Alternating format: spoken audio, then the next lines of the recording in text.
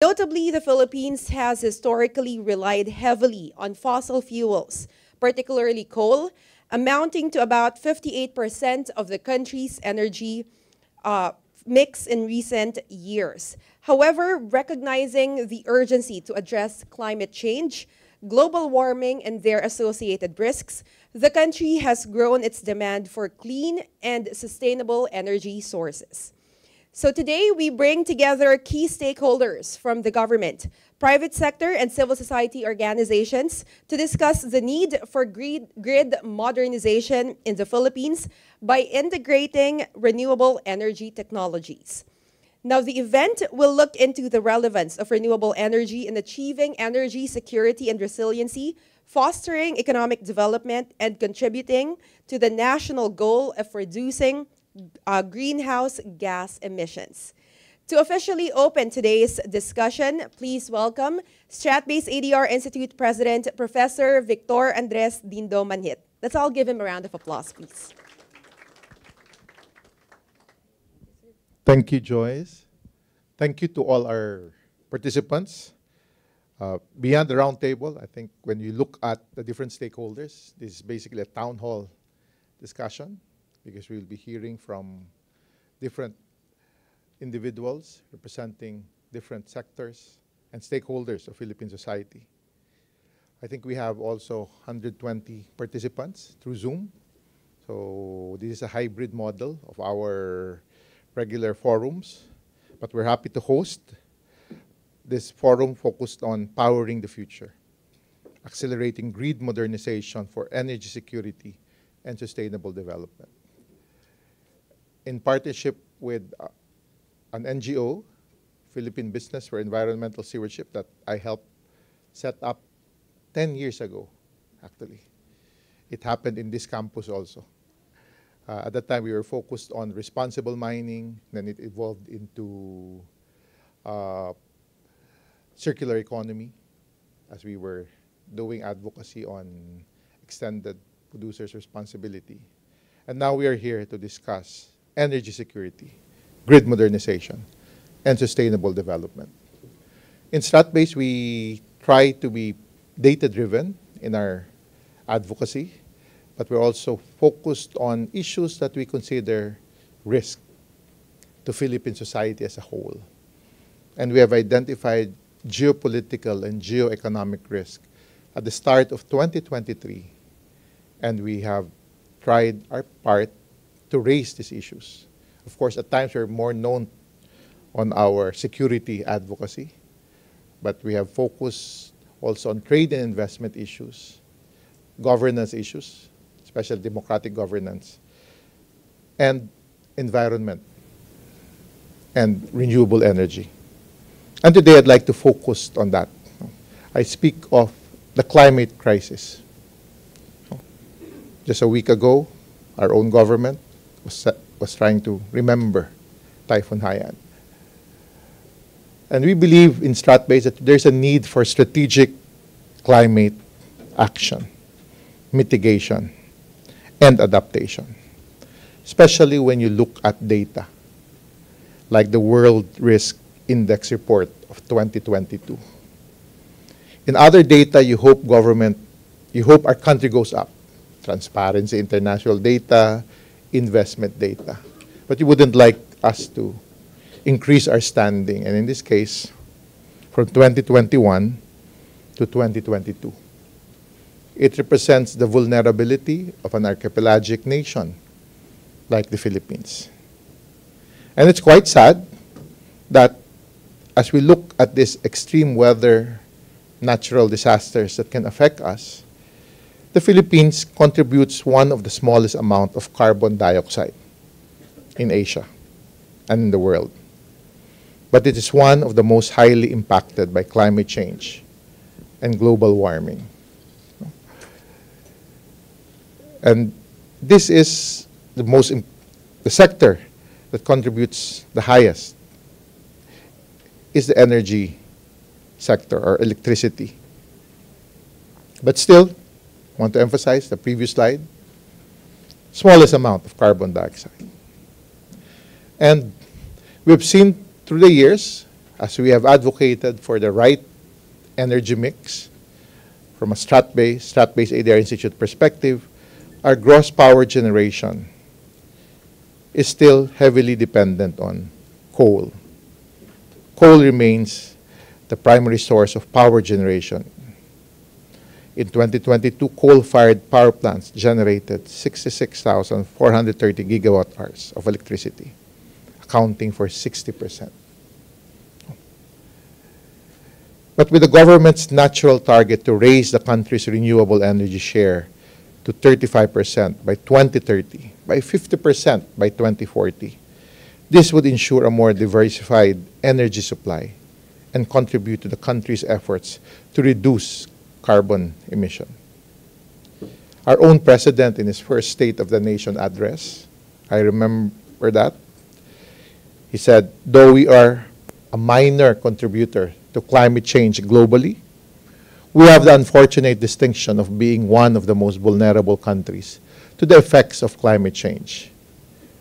For the welfare of our people, it is incumbent upon us to alleviate the effects of that vulnerability. And the use of renewable energy is at the top of our climate agenda. We will increase our use of renewable energy sources such as hydropower, geothermal, solar, and wind.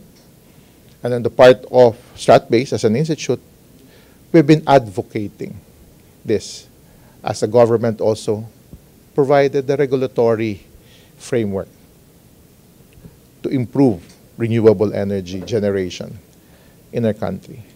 A few weeks back, I even spoke of fueling growth in our country. And energy security is critical to attracting investments.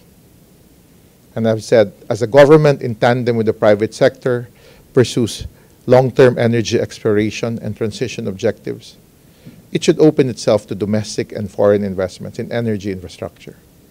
This includes building more power plants, modernizing the electricity distribution system, expanding transmission networks, and enhancing energy storage.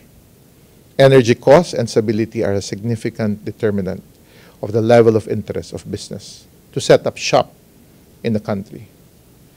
Just last week, we partnered with the Philippine Economic Society where we tried to push growth in the manufacturing sector because we cannot rely on the service sector alone to drive growth in our country. And of course, the challenge of agricultural productivity is there. But first question always, the cost of manufacturing. No? Investment-driven growth will minimize our vulnerability to external developments and enable us to better assure Filipinos a better quality of life. We gathered speakers today to represent some of our studies. Professor Ronald Holmes is joining us, I think, from Kyoto to present our study on climate change and renewable energy. A paper that we have published last month by Attorney Terry Ridon will be shared also. But we're all here to learn from each other and collectively work to ensure renewable energy to grow in our country.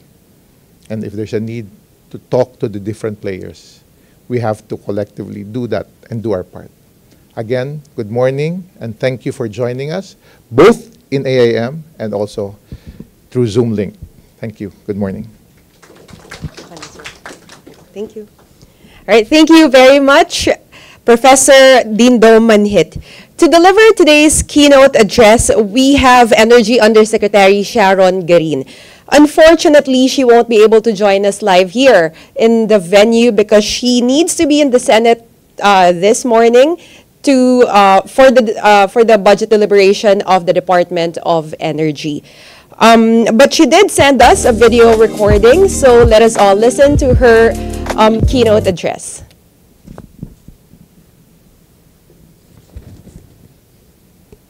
Good morning. Good morning to our participants, stakeholders, partners from the government and private sector, civil organizations, colleagues from the academe, ladies and gentlemen.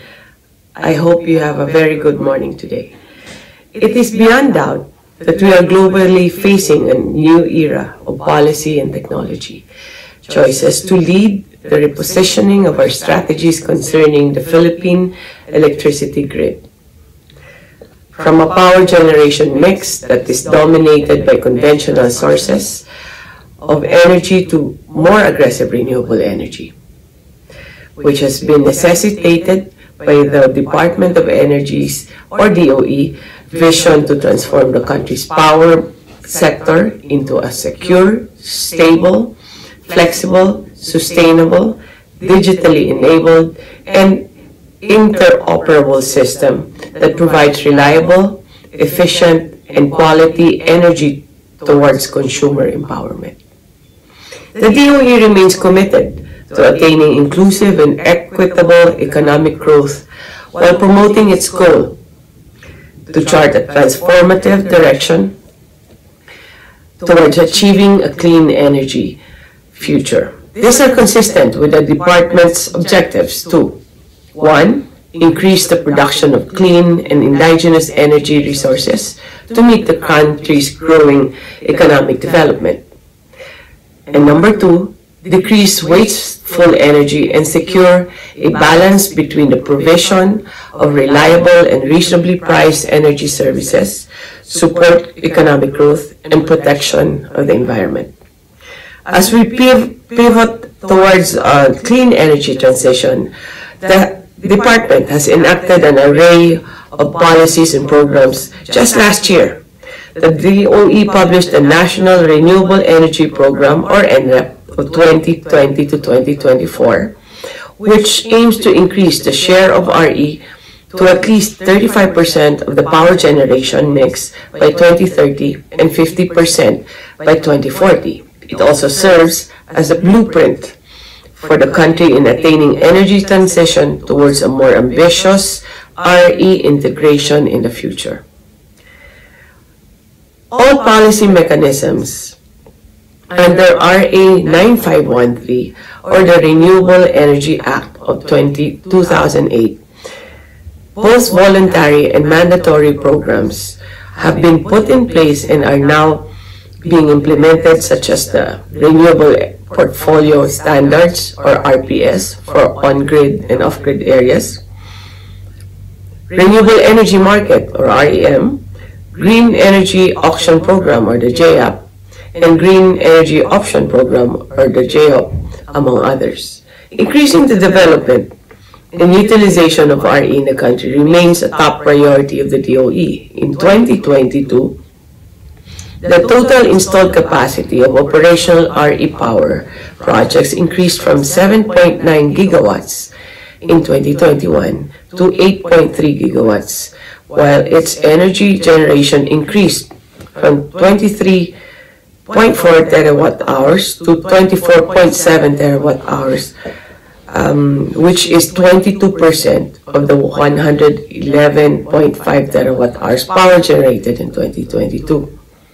The growth of the RE industry from the enactment of the RE Act in 2008 up to 2022 has brought about additional RE capacity installations of 2.7 gigawatts. This translates to a total estimated investment of 279.5 billion pesos, which corresponds to 29 million tons of CO2 emissions reductions per year. As of 2022, we have a total of 195 operational RE power projects, which with a total installed capacity of 5.5 gigawatts.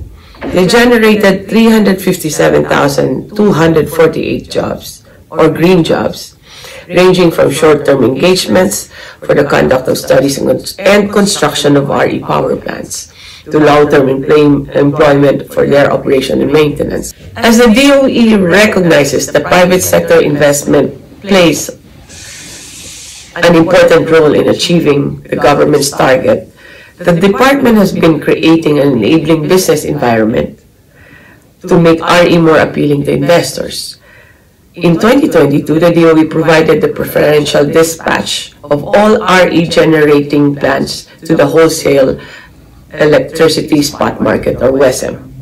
This intends to encourage additional investments in the RE industry because RE power projects will be guaranteed to be dispatched in the grid at their full available capacity. allowing timely recovery of investments. Moreover, the department took steps to ease foreign ownership restrictions that had previously impeded investments in the RE sector.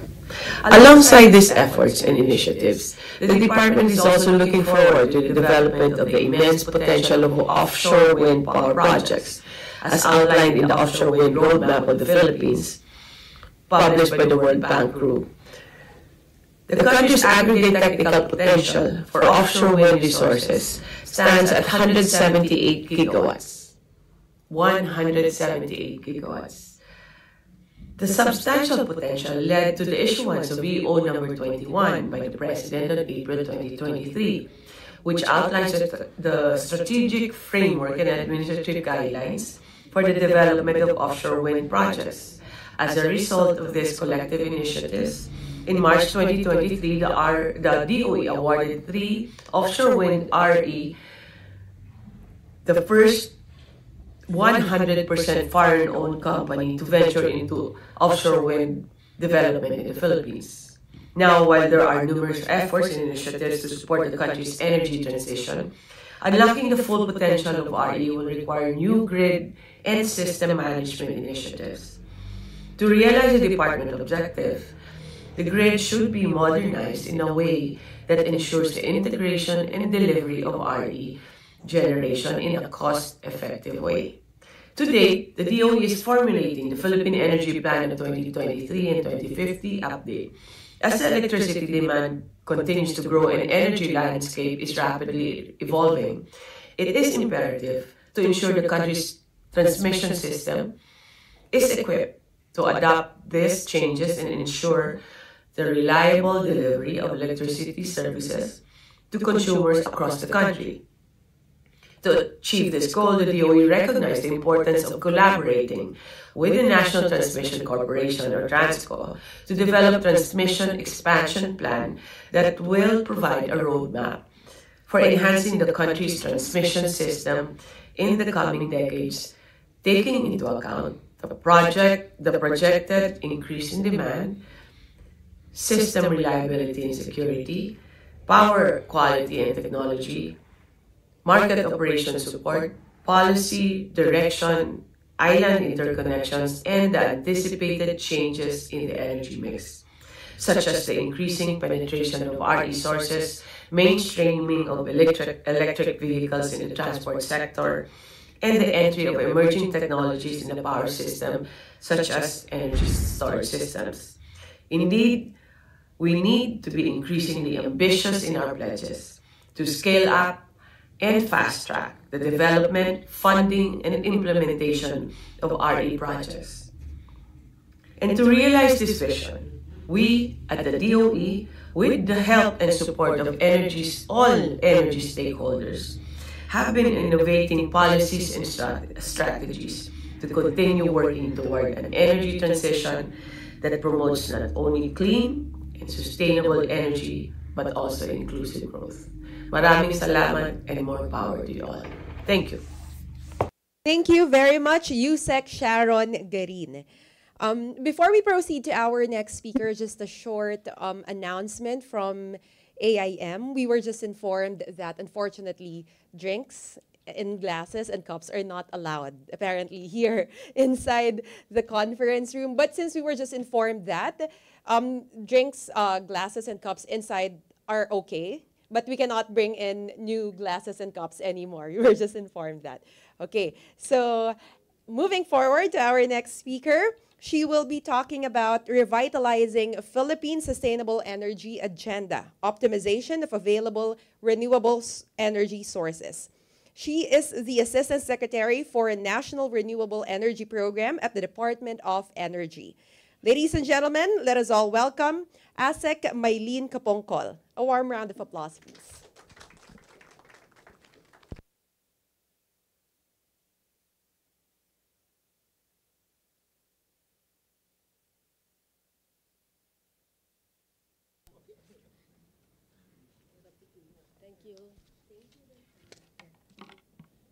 Thank you. Maraming salamat po.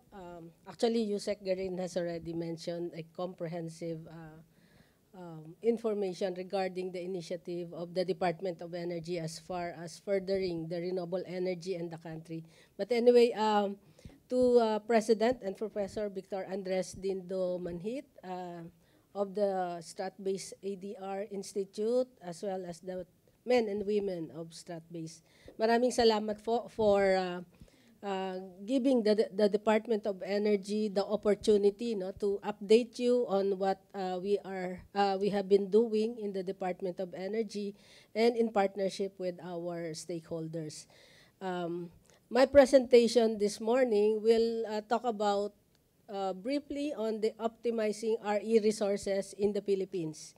The thrust really is how do we get to where we wanted to. So it will spell out the various policy mechanism, strategies, and innovations that the Department of Energy has been doing. Next slide. Sino bang? Okay. So let me start by showing you the DOE strategic framework. No? So as you can see in the chart, there are four main DOE strategic framework that we're looking at, with the aim of addressing the supply and the energy charges to the consumer. I have been in the Department of Energy for almost 30 years. And from the time I started working in DOE, the problem is always energy supply and energy prices. So we have here two of our staunch leaders in renewable energy, former NREB chair, si Sir Pete Maniego and si Sir Jay Layog, no, has been instrumental as well in moving forward renewable energy development in the country. So this is consistent with what we call Ambition Natin 2040, wherein our intention actually is to support, no, the reduction of energy costs to our families, and as well as the most important is attaining energy security in the country. So it involves not only the supply but as well as facilities and infrastructure needed to deliver the energy or the electricity generated by our renewable energy or energy facilities to our families or end users. Next slide, please. So this was already discussed lengthily by Sir Dindo and Yusek Garin, but just to highlight that our peak demand currently is at 16.5 gigawatt. Luzon is about 70% of that. And in terms of generation, it's true that right now all majority or significant percentage of energy generated are coming from conventional and fossil fuel power plants like coal and oil. And in terms of dependable or installed capacity, right now, in terms of nameplate rating, it's about 28.2 gigawatt, but the dependable is only at 23.5 age, but there is one issue yet, is the available capacity, no? So in a day-to-day operation of the power plant, there are power plants that encountered force majeure or shut down, no, due to problems. So sometimes nagkakaroon ho tayo, we're having yellow and red alerts, which means that the reserve, no, capacity is not available or short, at the time. So there's shortfall. Next slide, please. So let us go through. Yusek Garin has mentioned about the National Renewable Energy Program that we have issued in 2020. So the last NREP actually was in 2010, in 2011. And ito lang nasundan, no? It was only followed up in 2020-2040 issue once. And here we're targeting to achieve 35% renewable energy share in the power generation mix. So this means that a leap from a current 22% share of RE, we need to adjust or to meet additional 15% coming from purely renewable energy. And by 2040, we're hoping that we'll be meeting at least 50%. No? But the current simulation in the Philippine Energy Plan, mukhang it will go up to 70%, no? Based on our simulation. And you can see in the chart that the Philippines has about 500 gigawatt. This is based only on the studies and the service contracts that were initiated by the DOE, and some are government agencies or partners, development partners, as well as our what we call renewable energy developers. And you can see that there's a lot of opportunity to harness available renewable energy resources. So as of June 30, 2023, there's about 1,000 service contract already issued by the Department of Energy. Majority of that are solar and hydro. This result to about potential capacity of about 113 gigawatt, much beyond what we need in the country. Now, next slide will show you the highlights of implementing the renewable energy development in the country, particularly the RE law. So since 2008, 2009 to date, there had been a lot of policies and strategies that were developed and promulgated by the Department of Energy that resulted to support to our investors in the renewable energy space, created jobs, and then help in ensuring that there will be energy security at lower or at not reasonable cost, as well as program to support the desire of our electricity end users to develop or to put up their own facilities. And of course, there are transition pathways that need to deliver the generation to where they should be. So we have the competitive RE zones, which is currently being updated right now. And of course, at the end of the day, you have our vision is to attain energy secured and sustainable future. We have both mandatory and voluntary programs, and some of the innovative programs we're having is the green energy auction program, no, which we have launched in 2022. Next slide, please. So let's move down to the major RE investment policies and market development mechanism. So you can see in the chart some of the programs that were already described by Yusek Garin. So these are the preferential dispatch, no?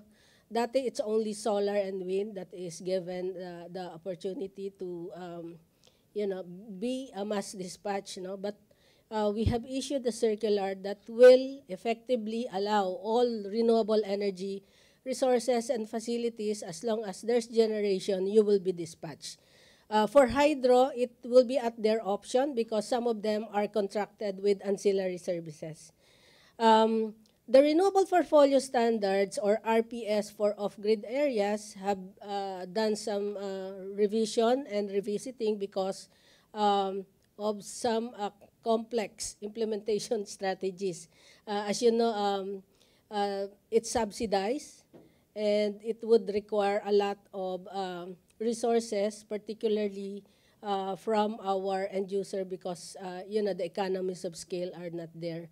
But here, we are mandating all the generation companies in SPAG areas to be blending some RE generation projects. So they can partner with another renewable energy developer, or they can build their own RE facility.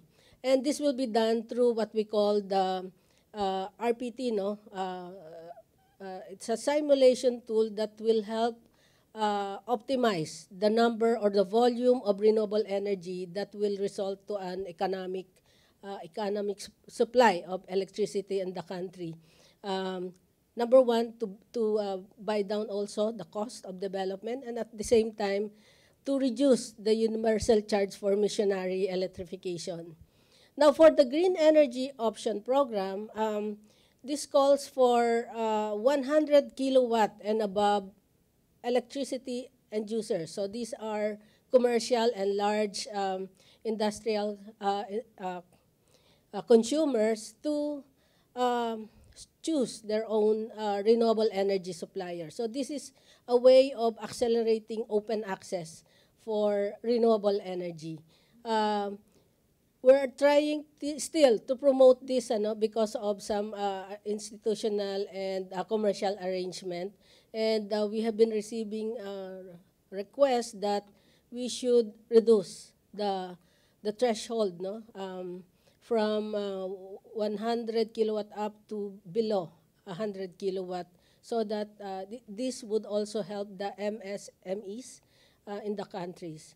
And then the enhanced net metering, essentially we open up net metering program in SPAG areas.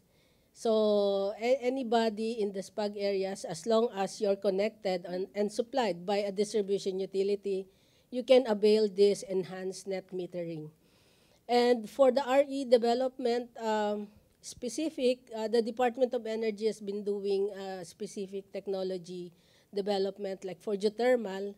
Geothermal sector has been stagnant for a number of years. There was no significant improvement. So with the aid of, with the support of the Asian Development Bank, or ADB, we're doing a de-risking policy study on how geothermal development can be, the cost can be reduced.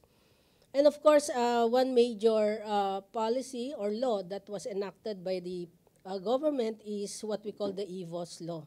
So this is an online platform that provides clarity and transparency for all applicants to determine where the projects or where the licensing applications are currently, and each and every agencies involved in the permitting are given enough or number of days wherein they can issue the permits, or otherwise it will be deemed approved. Right now, we're integrating a lot of government agencies' permitting process, including those of the offshore wind development permits. And as mentioned also by Yusek Karin, we have opened up RE development to 100% foreign ownership. But there are still challenges, like on the lease of land or area. So it's still an issue that we're trying to address. But what we have been suggesting is be innovative in your project development. You can partner with a local, or we can tap other government agencies to partner, like Transco or the PNOC, to help in this permitting. So in meeting the 35% RE share, one of the major push to meet that is the increase in the renewable portfolio for on-grid requirement. So prior to 2023, we only required 1% annual increment. But effective 2023, it will be more than doubled. So right now we're implementing 2.53 annual requirement. So this translates about to 52 gigawatt by 2030 and around 152 for 2040. So that's how the volume is being projected. So the focus of the government is to address the transmission, interconnection, the market mechanism, other innovative ways in which generation will be evacuated in the grid. Next slide, please. So aside from a major or utility scale development, the Department of Energy has been moving towards a consumer-centric RE programs, like what I have mentioned, the enhanced net metering. We have the green energy option program, and soon we will be releasing a proposed policy on the expanded rooftop solar program, in which 3 business models will be introduced. One is to make use of the rooftops available for power generation. Number 2, all industrial or large commercial establishment can inject power to the grid during supply shortfall. So this is like an interruptible load program, but it's the reverse. In the interruptible load program, you will stop or you will not withdraw power from the grid and run your diesel. Under this program, when there's supply shortfall, then you can inject power in the grid for your additional facilities. And the other strategy or business model is what we call peer-to-peer. No? But due to some franchising issue, we will be confining it within a specific area like ecozone or high subdivisions. No? So it's a peer-to-peer energy trading wherein there will be some sort of what we call blockchain technology that will be implemented. And lastly, I guess my presentation will focus on the vision of the Department of Energy in the future to achieve energy resiliency, energy security. So as you can see, for renewable energy, we hope to achieve 35% by 2030 and then move up to 50% by 2040, and I guess more than 70%, no? Subject to the investment and the availability of all the supports to reach by 2040. And for the energy efficiency program, 10% energy saving on all products and electricity will be met by 2040. So you are also aware that the Department of Energy has been actively pursuing electric vehicle in the country. And we have already, for the ICT, we will be implementing what we call the battery, energy storage, and the ancillary or the reserve market by December. The battery energy storage policy has been issued, wherein an RE integrated fully with a battery storage system or energy storage system will be treated as renewable and may avail all the incentive afforded under Renewable Energy Act. So with that, thank you and good morning, everyone. Thank you, ma'am. Thank you very much, ASEC Mylene Kapongkol. That was a very comprehensive presentation by ASEC Kapongkol. So for our next speaker, he will tackle modernizing the Philippine energy grid system and also present the 2023 survey results on renewable energy. Ladies and gentlemen, let us all welcome Pulse Asia Research Incorporated President, Dr. Ronald Holmes, joining us via Zoom all the way from Kyoto, Japan. Dr. Holmes, can you hear us, sir? Joyce, can you hear me? Yes, we can hear you. Yes, I can hear you. You may start your presentation, sir. Is the slide showing? Okay, yes, sir. You may proceed po. Yeah. Okay, good morning to everyone, and thanks again to Slot-Based ADRi for the invitation to present some of the data on environmental concerns. This is part of our third quarter survey, the September 2023 Ulat ng Bayan survey. And this is a nationally representative survey. And a number of the questions, a couple of the questions were commissioned by Slot-Based. So let me begin. First, some general questions with regard to when we ask the respondents, we've released this already in the past few weeks, where to assess the amount of knowledge they have about climate change. This data will show that a plurality of the respondents are divided into two groups. Those who say that they have a sufficient amount of knowledge, that's 44%. There's an increase of 10 percentage points from the last time that we did a survey eliciting the self-assessed knowledge about climate change. And those who claim that they have very little knowledge only dropped by 6 percentage points, which is not a significant change. You will see in this data that among the Visayans, majority claim to have sufficient knowledge, not wide. And this is quite striking. I'll mention later, and the Visayans seem to be much more concerned about climate change compared to, let's say, Filipinos in other areas for that matter. The next slide I'll show has to do with whether Filipinos think that there has been significant or little climate change in their place over the past 3 years. And we will see here that a sizable majority note that there has been a big change in the climate.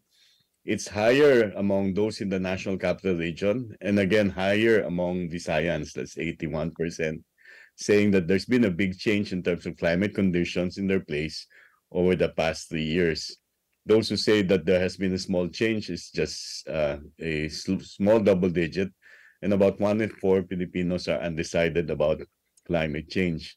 These are the perceptions on the part of respondents. If we go to the actual studies that have been done, the Pag-asa, for example, notes that the Philippines, like most parts of the globe, has also exhibited increasing temperatures, as shown in this chart. The observed mean temperature anomalies or departures from 1971 to 2001. On average, the per year increase is 0.018 centigrade. From 1951 to 2010, it indicates that there's an increase of about 0.648 centigrade in terms of temperature. Again, this is something that is from our own um, agency. This is Pag-asa.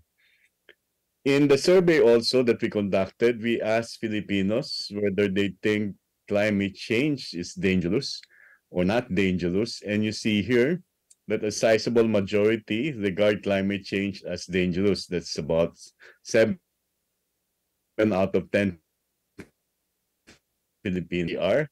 Those in the Visayas, that's significantly higher. And those also in Mindanao, that's also significantly higher. On the Visayas, we should note that one of the probable reasons why people in the Visayas have been more concerned about climate change is that in the data of Pag-asa itself on analysis of tropical cyclones that pass over the 3 main island groups, the 30-year running mean showed that there has been a slight increase in terms of tropical cyclones in the Visayas from 1971 to 2000. Of course, as Professor Manhit mentioned, one of the most tragic incident here, horrific incident, will be Typhoon Haiyan, which we commemorated the 10th anniversary just last week. I think this has been discussed already. Let me shift my attention in terms of energy sources.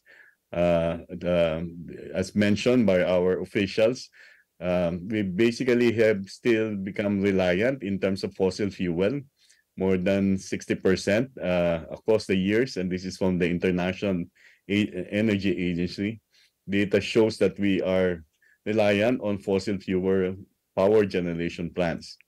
The United Nations has made a warning that and noted that fossil fuels such as coal, oil, gas are by far, as Professor Manit also mentioned, the largest contributor to global and national climate change, global climate change, accounting for about 75% of global greenhouse gas emissions and nearly 90% of carbon dioxide emissions. Thus, globally, there is a consensus to shift or favor renewable energy sources, and I'm glad that our energy officials shared with us many of those initiatives that have been already implemented. This is a sentiment in terms of favoring renewable energy sources, a sentiment that is shared by many Filipinos, as shown in the data that we gathered for StatBase. When we ask Filipinos in their view as to how important or how unimportant it is for the Philippines to increase the use of renewable energy sources like solar, wind, and hydropower, you have a sizable majority, that's 85%, saying it's important. Almost everyone in the National Capital Region and the Visayans agreeing that it is important. And you see the intensity here among Metro Manilans, 56% are saying it's truly important. Among Mindanaoans, it's also 57%. So majority of the Mindanaoans and the people in the NCR are strongly agreeing with the importance of renewable energy. In general, the population across all areas would be supportive of renewable energy as a source of, renewable energy sources. Additionally, as a final question, we asked Filipinos whether or not they would support manufacturers that are implementing waste collection, recycling initiatives, and are using eco-friendly packaging. Again, we see substantive support, virtually everyone supporting, expressing support for industries or firms that will engage in such responsible or environment-friendly practices. This is true across all areas where you have 9 out of 10 Filipinos saying that they will support these firms. This is the data from our survey. Maraming salamat muli sa StatBase.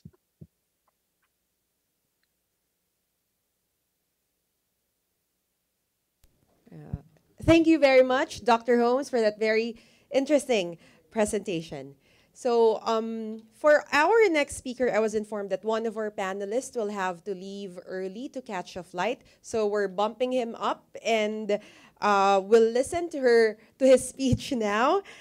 He will talk about Meralco's sustainability initiative in the energy sector. Our next speaker is the first Vice President and Chief Sustainability Officer and Head of the Strategic Business Development at the Manila Electric Company, or Meralco. Ladies and gentlemen, let us all welcome Mr. Raymond Ravelo. Let's give him a round of applause, please.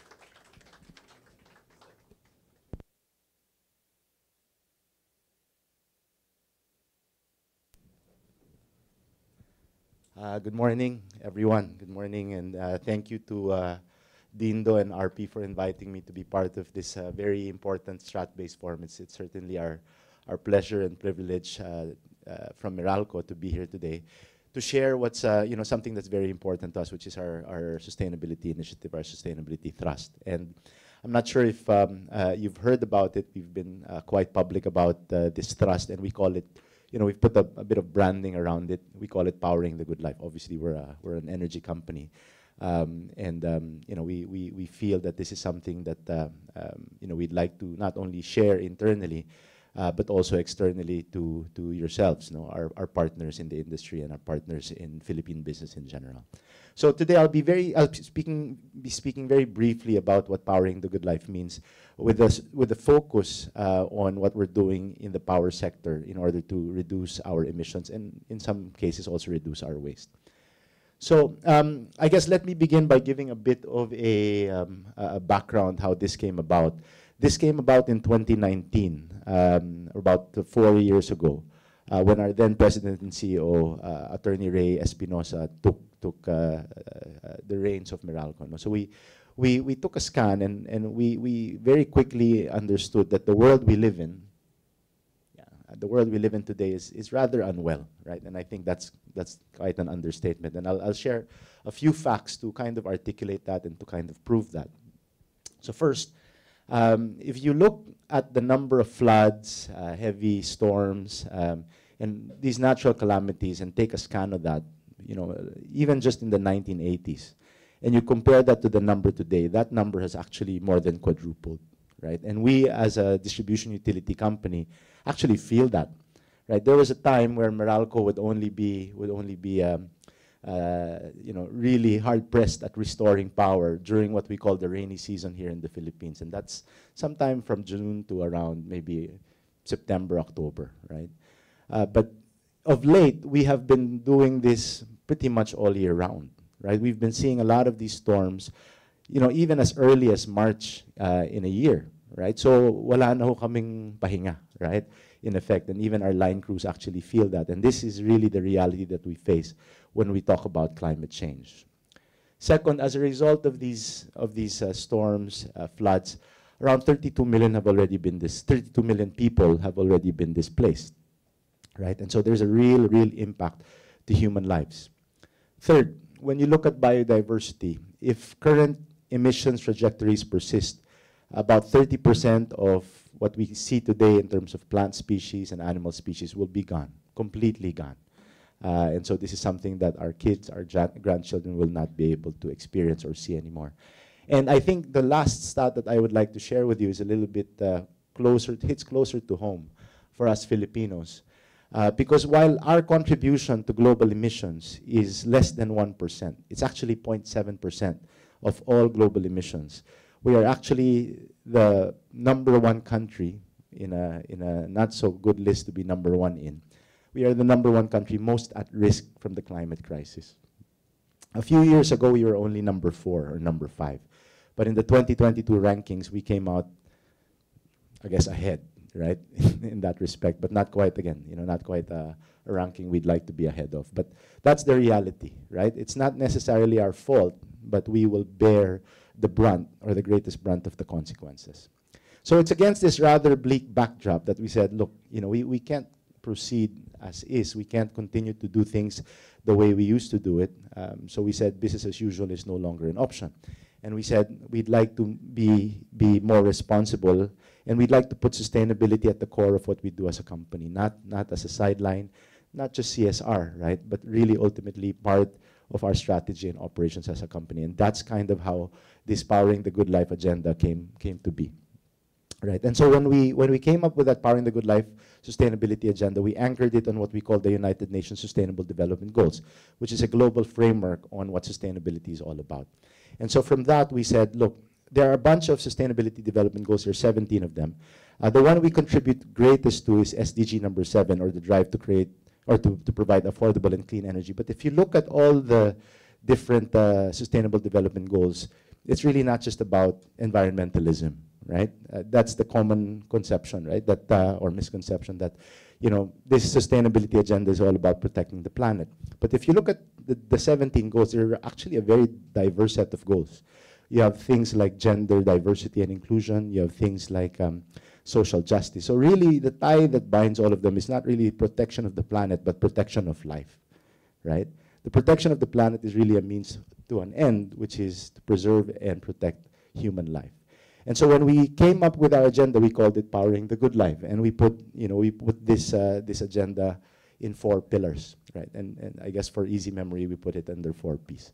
The first pillar, obviously, since we are an electric distribution utility company, which we also have, by the way, which we also have assets in power generation, is power. And this is really about our drive to provide energy for all, always. And I'll speak more about this in the conversation that we will be having today.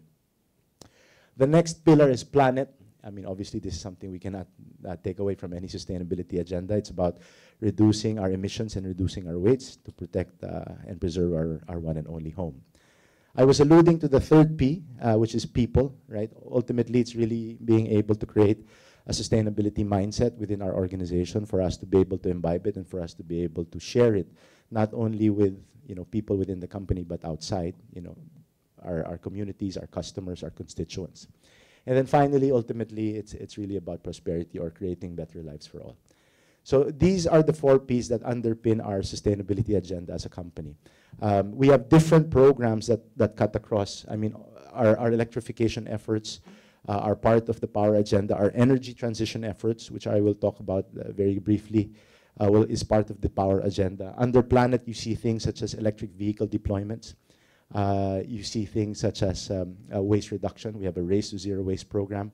If I may just share with you, in Meralco, we used to have a baseline of, the metric that we follow is waste diversion, or the amount of waste we are able to divert away from landfills. That number used to be 17%, which means 83% of our waste used to hit landfill, 17% are recycled or repurposed.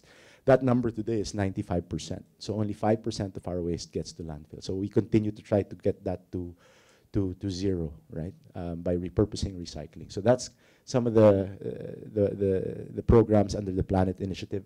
Under people, we have our Gender Diversity and Inclusion Program, which we call Embrace. Everything in Meralco starts with the letter M. So there's MServe, Empower, MGen. So we said for diversity and inclusion, Embrace, right? So with the letter M, not with the letter E.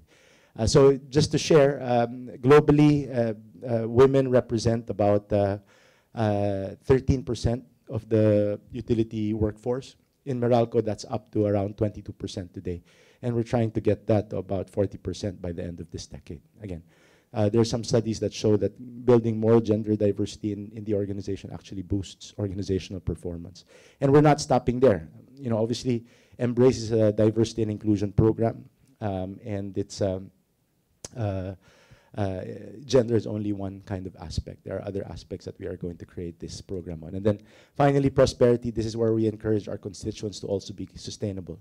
We have put in place what we call a Meralco supplier sustainability scorecard, which means that any supplier that wants to do business with Meralco needs to abide by our sustainability guidelines. So it's not just about technical prowess, not just about economic considerations. Sustainability is now a third part in our evaluation efforts. So I'll zero in on power and planet, I think, which is most relevant to the discussion today. And here it's really about our energy transition, right? And the plan on the next page is really to embark on what we call a just, orderly, and affordable transition to clean energy. And we have painted this over 3 horizons. Obviously, it's not going to happen overnight.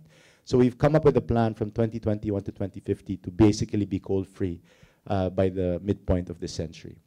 So the first wave, which is 2021 to 2030, is where we will invest more heavily in more renewable energy, both as a distributor and as a generator. Right? So this marks the beginning of our green energy shift. 2031 to 2040 is where we will accelerate that shift by assessing and potentially adopting new clean energy technologies. And we're talking about the likes of hydrogen, offshore wind, longer duration energy storage, and potentially even nuclear. We're actually studying nuclear very closely today, in particular small modular reactors and even micro modular reactors. Right? We believe that that technology will be core to our energy transition. And while that technology is still maturing technologically and commercially, the work has to begin as early as today. And then finally, 2041 to 2050 is where we will drive what we call deep decarbonization. In addition to the other clean technologies that we will be deploying, we will also evaluate things such as carbon capture, utilization, and storage, and perhaps greater carbon offsets, again, with the idea that we want to be coal-free by 2050. Lastly, I just wanted to very, very briefly talk about phase 1, which is the phase we're in today, or wave 1. And that's where we will initiate this low carbon transition. And in this respect, we've come up with a twin commitment. First, as a distribution utility, we have pledged to contract about 1,500 megawatts of renewable energy capacities over the next 5 to 7 years. We've actually outdone that. We're at around 1,850 megawatts at this point. And then also, obviously, we also have a generation company. We are also committed to build about 1,500 megawatts in attributable renewable energy generation capacity. We've started with a plant in San Miguel, Bulacan called Bulacan Sol. That's a 55 megawatt plant. And then we have since commissioned new plants in Baras Rizal, 75 megawatts, and in Curimao, Ilocos Norte at 68 megawatts. Again, so this is just, I've been asked to wrap up. So this is just a view of our sustainability agenda and how it relates to our energy transition plans. Again, we in Meralco are fully committed to this, and we are committed to, ideally exceeding it. And we continue to work not only for Horizon 1, but also for Horizon 2. As I said earlier, we're looking at new technologies such as nuclear. So with that, thank you very much, and again, appreciate the time from StratBase. Thank you very much, Mr. Raymond Ravelo. All right, our next speaker will present his paper on reforming NGCP operations towards a secure, sustainable, and equitable energy future for the Philippines. He is the convener of InfraWatch Philippines and also a non-resident fellow at the StratBase ADR Institute. Ladies and gentlemen, let's give it up for Attorney Terry Ridon. Hello, good morning. Thank you, President Dindo, for the invitation. I'm going to read the article from Philippine Star relating to reforming the grid. In the vast, complex world of energy management, the NGCP plays a pivotal role in powering the nation.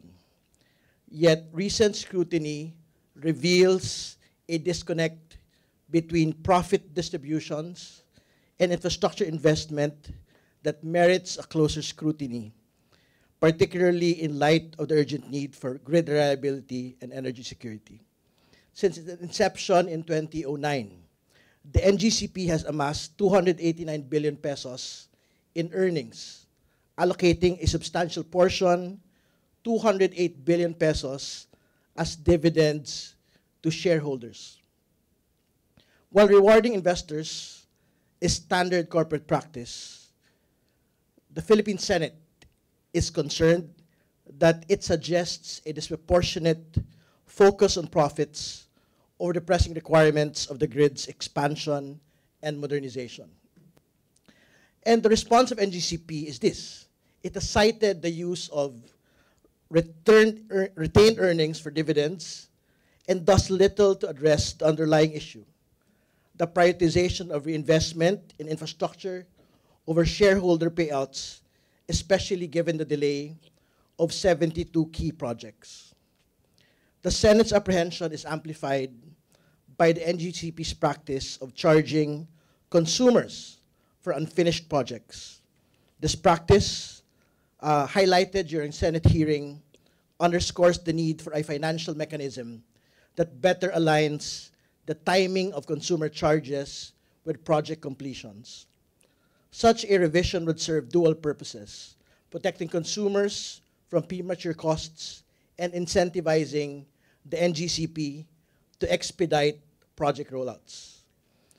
But the regulatory landscape as it is appears to have limited teeth. The DOE and the ERC, the Energy Regulatory Commission, seem constrained by current statutes, with the DOE pointing to the concession agreement as the limiting factor to directly intervene in NGCP operations. On the other hand, the ERC has been saying that there is a cap on penalties in which they can only impose a 50 million fine per infraction, which is a sum that may not effectively deter delays or non-compliance. Indeed, the financial health of NGCP is paramount to the grid's stability and growth. However, it is essential to balance this with the interests of the consumers and the national need for an up-to-date and secure energy infrastructure. Therefore, a re-evaluation of the pass-through mechanism and the interim manual annual revenue structure is necessary to safeguard consumer interests without unduly hampering NGCP's operational viability. This paper, in the paper, we gave specific recommendations to address the critical issues on the grid. First, I think which is very paramount, is ensuring the independence of regulatory agencies. This is crucial in maintaining an unbiased oversight of the energy sector and ensuring that decisions are made in the best interest of the public. Next is the development of clear and specific standards and performance metrics for energy companies to follow at all levels. These standards will serve as a guideline for energy companies to ensure that they are operating in a manner that is safe, that is sufficient, that is efficient, and environmentally friendly. To ensure these standards are being met, there must be regular auditing and reporting. This will allow for continuing monitoring of company operations and prompt identification of potential issues or areas for improvement. And in order to deter non-compliance, it's not just us, but I think many in the sector are suggesting the introduction of harsher penalties. This will serve as a strong deterrent for companies considering cutting corners or violating regulations. And to promote further accountability, compliance data should be publicly accessible to promote transparency. This will allow the public to be informed about about the operations of energy companies and their adherence to regulations. More importantly, the continuing collaboration among stakeholders, which is similar to what we are having today. Partnerships between agencies, stakeholders, consumer groups should be encouraged. This will foster a cooperative environment where parties can work together towards common goals for a safe and efficient energy sector.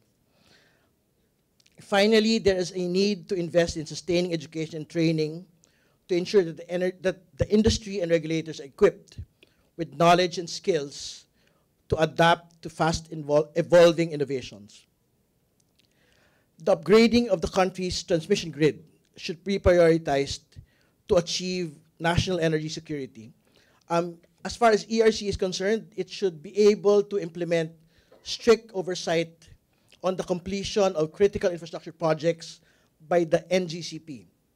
which would hopefully strengthen the electricity value chain and prevent higher electricity costs for consumers. But I think a very important aspect in NGC operations has always been the concern on whether or not we are subjecting ourselves to possible cyber attacks that may cause system breakdown. A proactive audit of the grid's digital and communication systems, data protection measures, cybersecurity protocols, and overall technological architecture should be addressed. And aside from this, there is a milieu of geopolitical tensions and concerns of foreign influence in the NGCP, which is a heightened imperative for national security. An ownership structure that potentially affords proprietary access to a foreign entity raises more than eyebrows. It calls for a national security audit of the power grid to ensure that the Philippine sovereignty and security are not compromised. Moving forward, the NGP has made a commitment that they will be investing 300 billion pesos in grid improvements. It is a step towards the right direction, however, juxtaposed with a delayed implementation of projects critical to the integration of renewable energy. This figure is not as reassuring as it might initially appear. And as the country moves forward towards RE sources, the speed and efficiency within which the NGCP operates will be crucial in determining the success of this transition. And I think a very important point has been this: the call of the President for a performance review of the NGCP is timely. Beyond the financial implications, the delay in the review of renewable projects affects the entire energy sector's capability to adopt modern, sustainable, and environmentally friendly practices. In summary, with the while NGCP's profitability is crucial to its stakeholders and the financial markets, a recalibration of its priorities towards greater public accountability and infrastructure investment is imperative. On the part of government, it must enhance regulatory mechanisms to ensure that the NGP's actions align with national interests, including energy security, affordability, and reliability.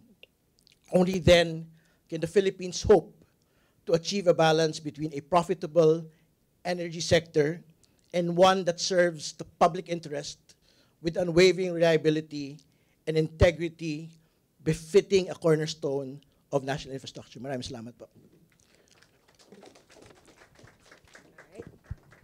Thank you very much, Attorney Terry Ridon, for a very insightful presentation, sir.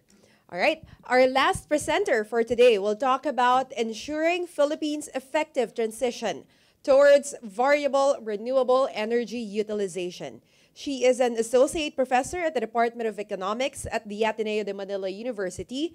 Let us all welcome Dr. Mahalea Ravago. A round of applause, please.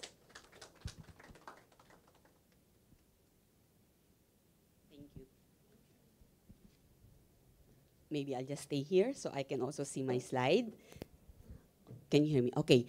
Thank you very much for the invitation, StatBase and PBEST, even though I don't see you here. Okay, thank you very much. So I'm here to share with you my thoughts on ensuring Philippines' effective transition towards variable renewable. Next slide, please.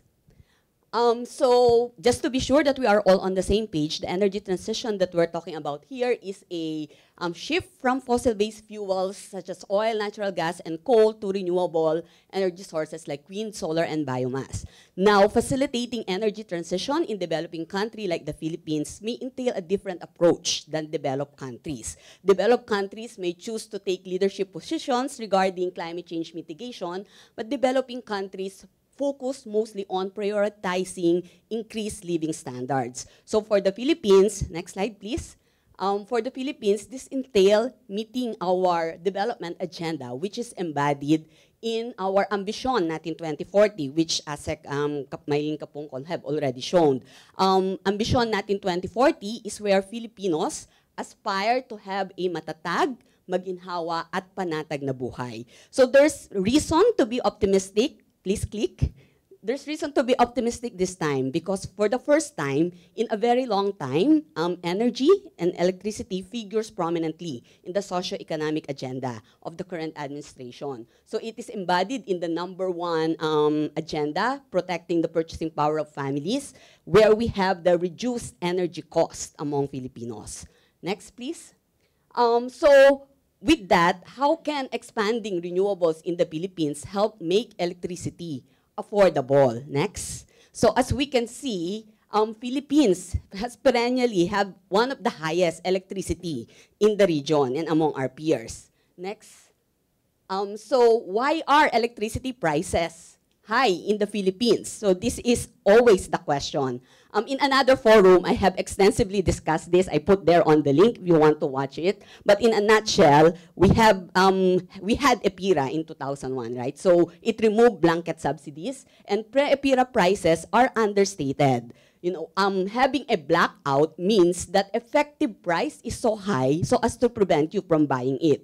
So if you were relatively older during that time, you would note that we had a rotating blackouts, not just brownouts. Okay, and post-EPIRA, we may still be complaining about the high prices, and that because EPIRA is not yet complete, and there is still a lot of inefficiencies in the system. There's inadequate and unreliable capacity, government failures that deter new entrants. There may be contradicting instruments and inadequate transmission lines. That is also maybe uncoordinated with the investment in generation. So when we think about transitioning to cleaner energy, we don't look at attracting investment as a vacuum because it's a system. There is that transmission. So that's what we are seeing here. Next, please.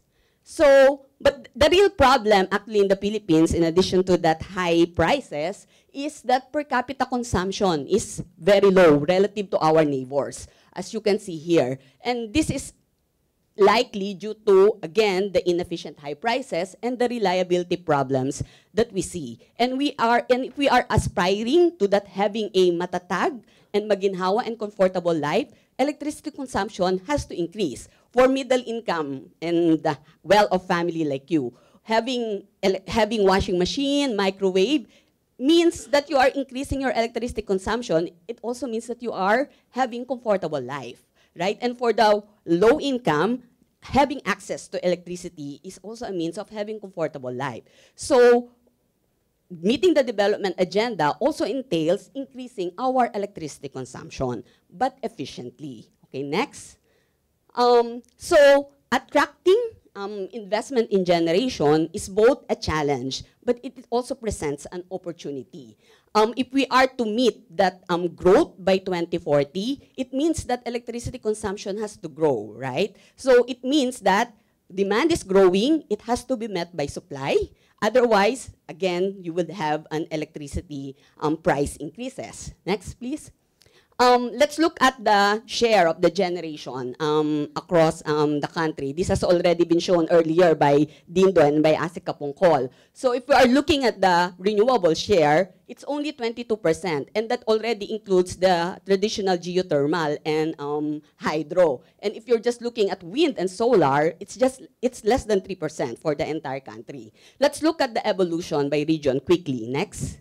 If you look at Luzon, so it's only 17% that renewable energy generation. And again, that already includes hydro and geothermal. And if you look at the evolution from 2003 to 2021, you would note that coal is still largely occupying the generation mix. It used to be natural gas when we discovered natural gas, and that natural gas is also depleting, which is also a concern, right?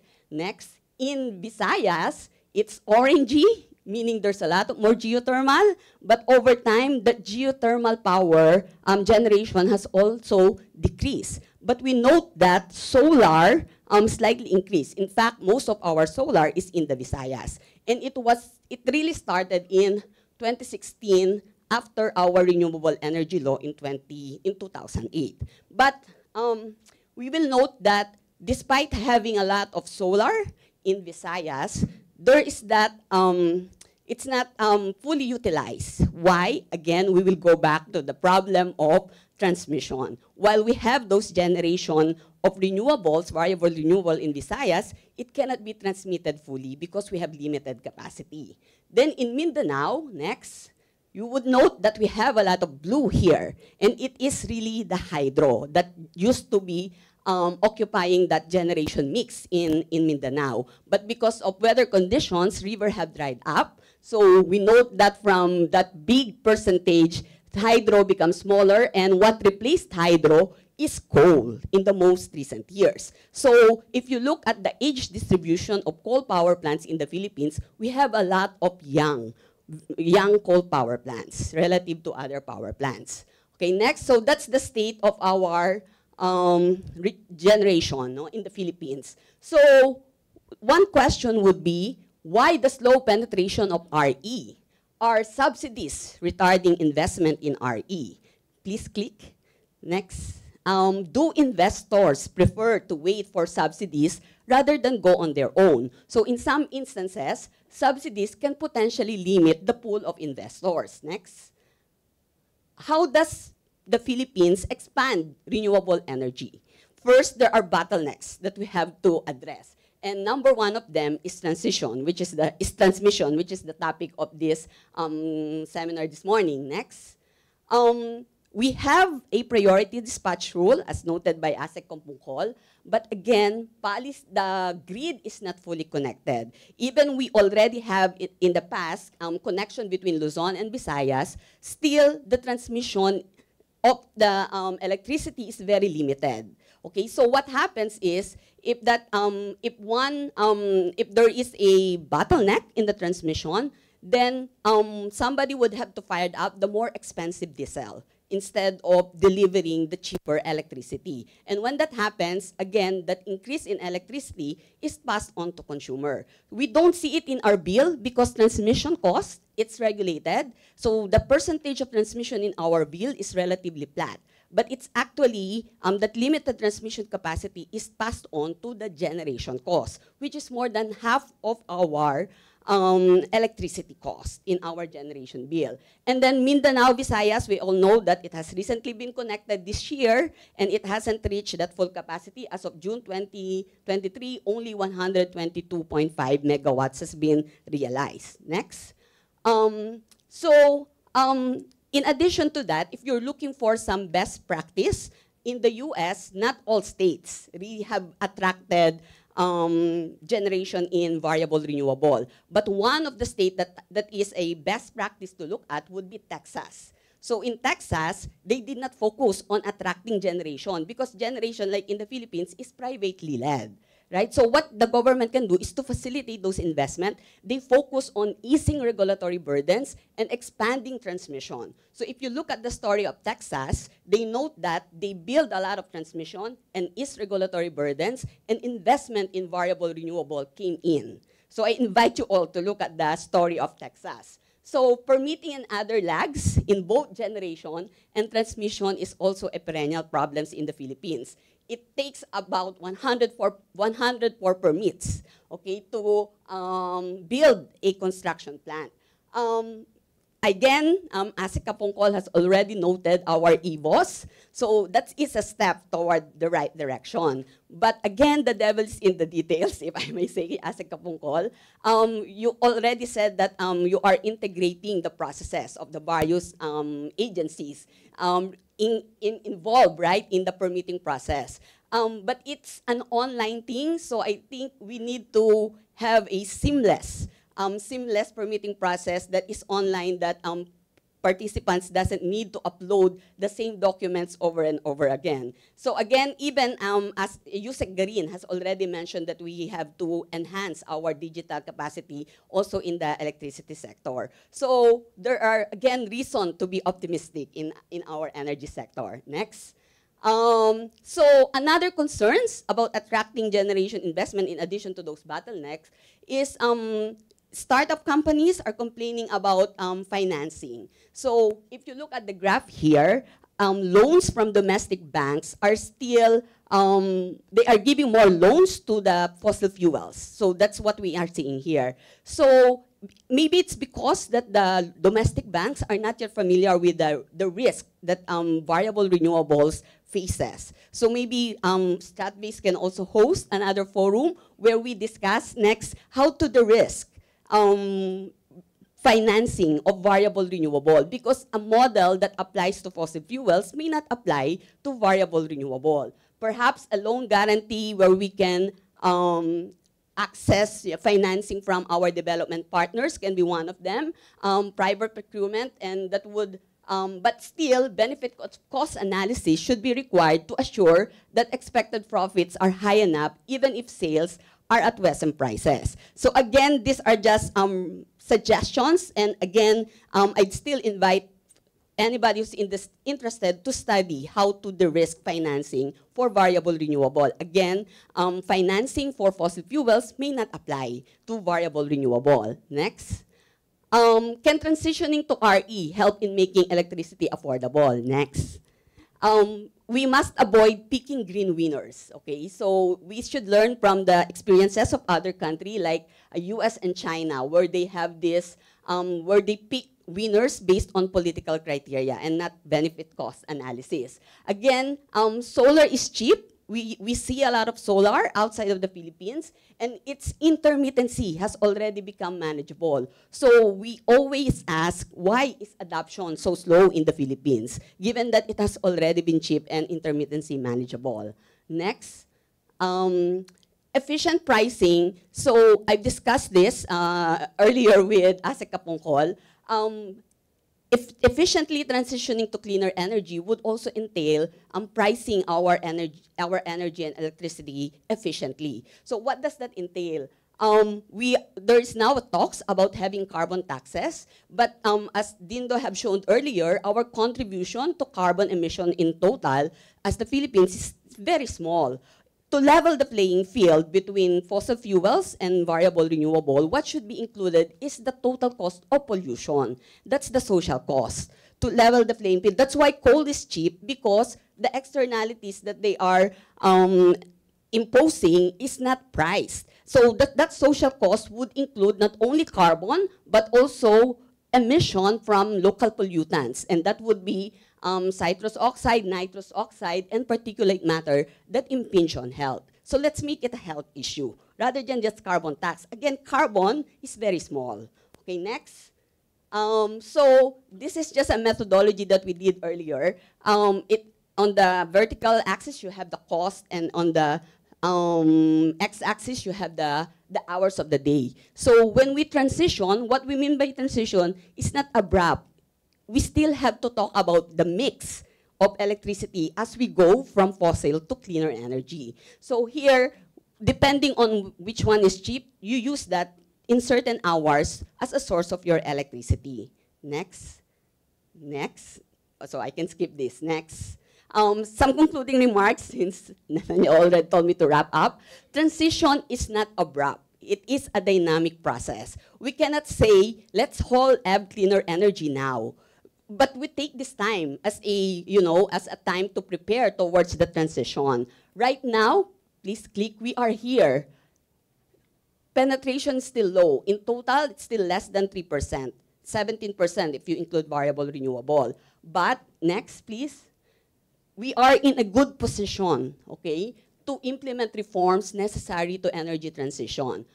There's already a moratorium on greenfield coal power plants, meaning new coal power plants. We have recently liberalized the renewable energy sector by amending the IRR for the RE law. Next. The policy direction of the current administration is on the right track. This was shown by Asek Kapungkol. Next.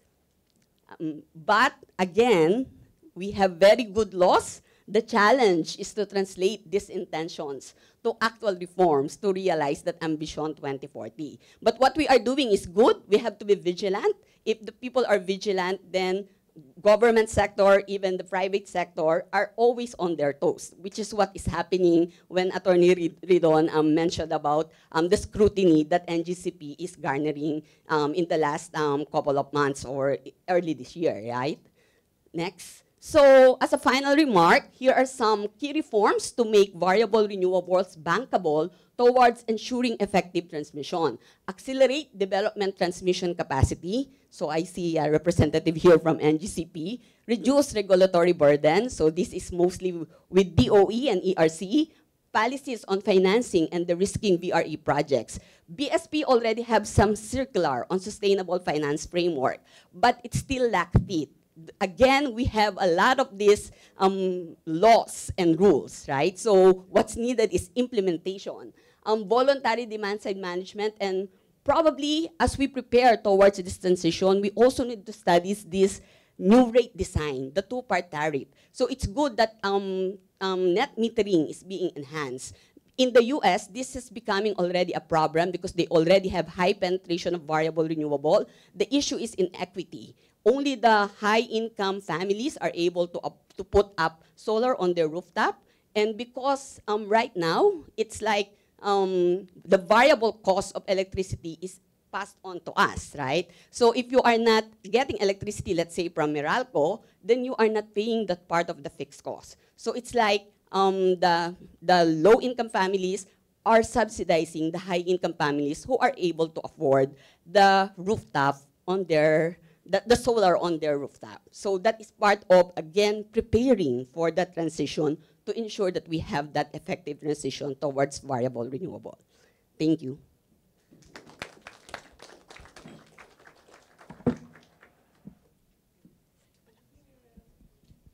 All right, thank you very much, Dr. Mahalea Ravago, for that very insightful presentation. All right, at this point, we will now move on to our panel discussion. We are pleased to introduce to you today the distinguished members of our panel, starting with Mr. Jay Layug, President of Developers of Renewable Energy for Advancement or DREAM, Incorporated or DREAM. We also have with us today Attorney Carrie Season, co-convener of Bantay Consumer, Calzada Corriente or BK3. And lastly, we have Attorney Pedro Pete Maniego Jr., Senior Policy Advisor at the Institute for Climate and Sustainable Cities, or ICSC, and an incoming Chairman and President of the Institute of Corporate Directors, or ICD. And to moderate the panel discussion, may we call on Ms. Nazrin Camille Castro, Manager of the Climate Reality Project, the Philippines. Let's give them a round of applause, please.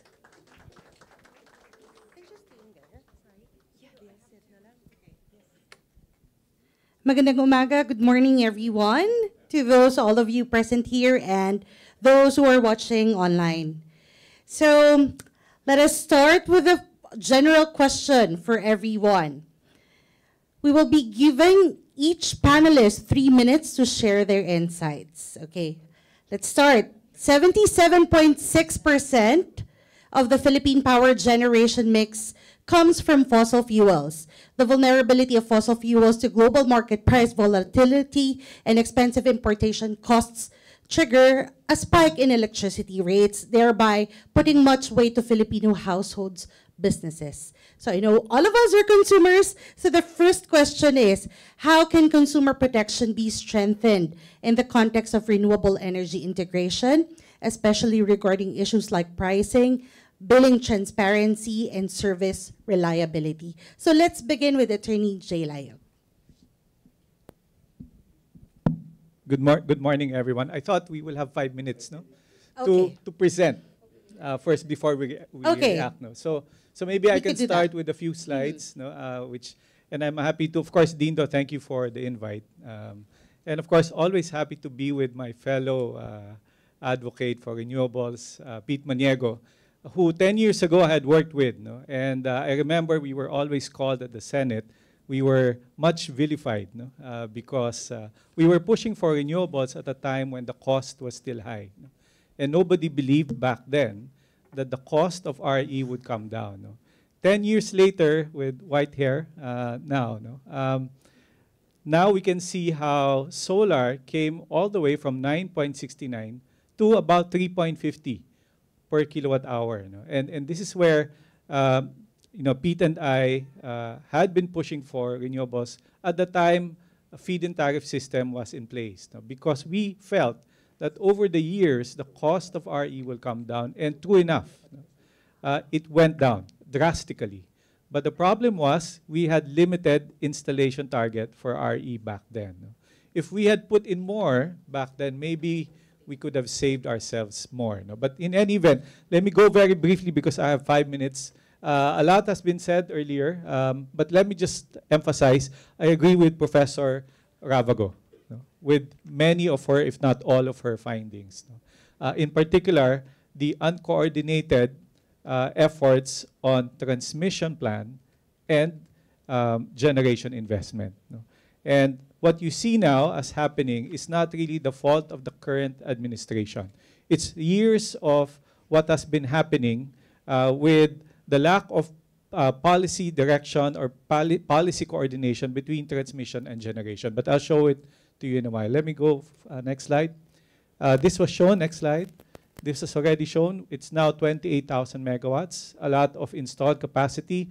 But when we talk about dependable, it's not really 23. No? Next slide. You will see, in fact, we're lucky because the renewable integration has been high in the Philippines to the extent of 29%. No? And a lot of those are your hydro and geothermal. Next slide. However, and we've been saying this for the last few years, you have seen since the pandemic and a little before that, every summer, about 2,000 megawatts go offline. Every summer. And the reason for that is if you look at this diagram, the last 5 bar graphs are the age of the power plants operating in the Philippines. And you will see there about 4,000 megawatts are old coal power plants. What does that mean? They have been breaking down, just like driving old cars, right? And we have seen the breakdown of these coal plants because, especially during election time, when government needs to tell them, you have to operate and don't go on maintenance. We did that May 2022 election time. So what happened? They broke down in September 2022 because they were not maintained properly. What does this mean? If you go look at the age of power plants and the peak demand, which was shown earlier, we do not have sufficient reserves. Now, next slides. And therefore, every year you see this. No? This is an outlook of the DOE every year, every month. And you will see for the months of summer, May, June, April, it's always yellow alerts. Why? These are the times when your coal plants break down, and these are the times when demand is at its highest. Now, because it's summer months. No? Very warm, very hot, and therefore everyone's using their AC. So you will see breakdown, and you will see that our reserves are not enough.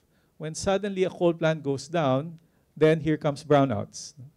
And for this reason, this has been happening for the last 4 to 5 years. No? There's data shown by IMAP and WESM, which is no longer online available. No?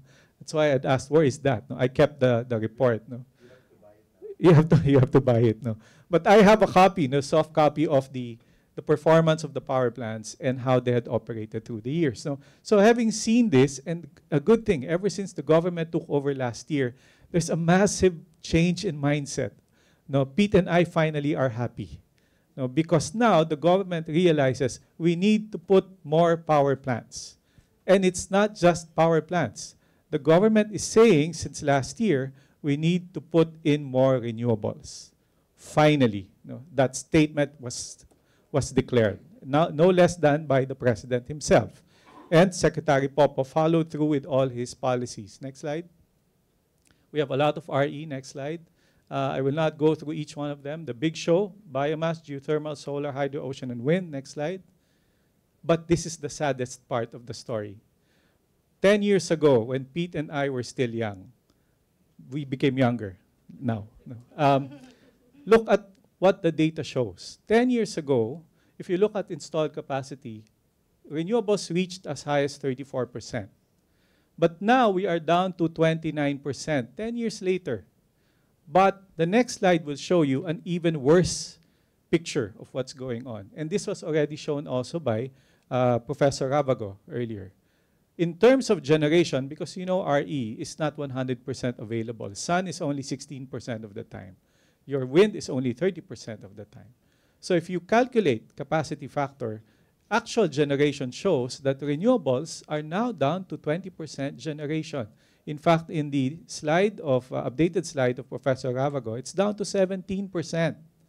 What does that mean? We have more coal in the system. And by the way, coal is no longer cheap. You and I experienced high electricity rates last year because coal reached as high as $400 per metric ton in the Newcastle Price Index.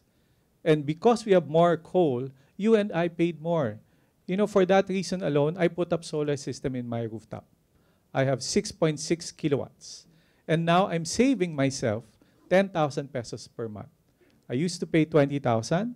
Now I'm paying only 10,000. And I told my kids who go attend online classes, fire up the air condition during the day, but turn them off at night.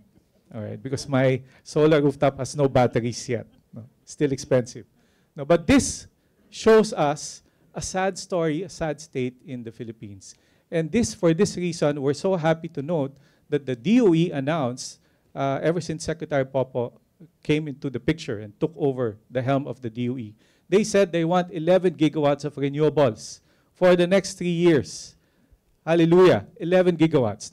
Nowhere in the universe has any government asked for 11 gigawatts. It's a recognition and it's a signal to investors, please come here, we need you. Because we need to fill up the gaps, which Professor Ravago also mentioned. Malampaya is already depleting and we don't have a new gas reserve. So we need to fill up the gap. And that's what we hope to do. And we're so happy DOE is saying we need more renewables. No? Although only out of 11 gigawatts, only 3.5 submitted bids, that is okay. No? It's not a failed bidding. Why? For the last 10 years, when Pete and I were in government, we only put up 2,600 megawatts of RE. This government will be able to put up 3,500 megawatts in 3 years' time, compared to our 10 years. So it's not at all a failure. No. To me, it's a success. And the government will do it annually. They will put RE every year, and they will target that. Next slide.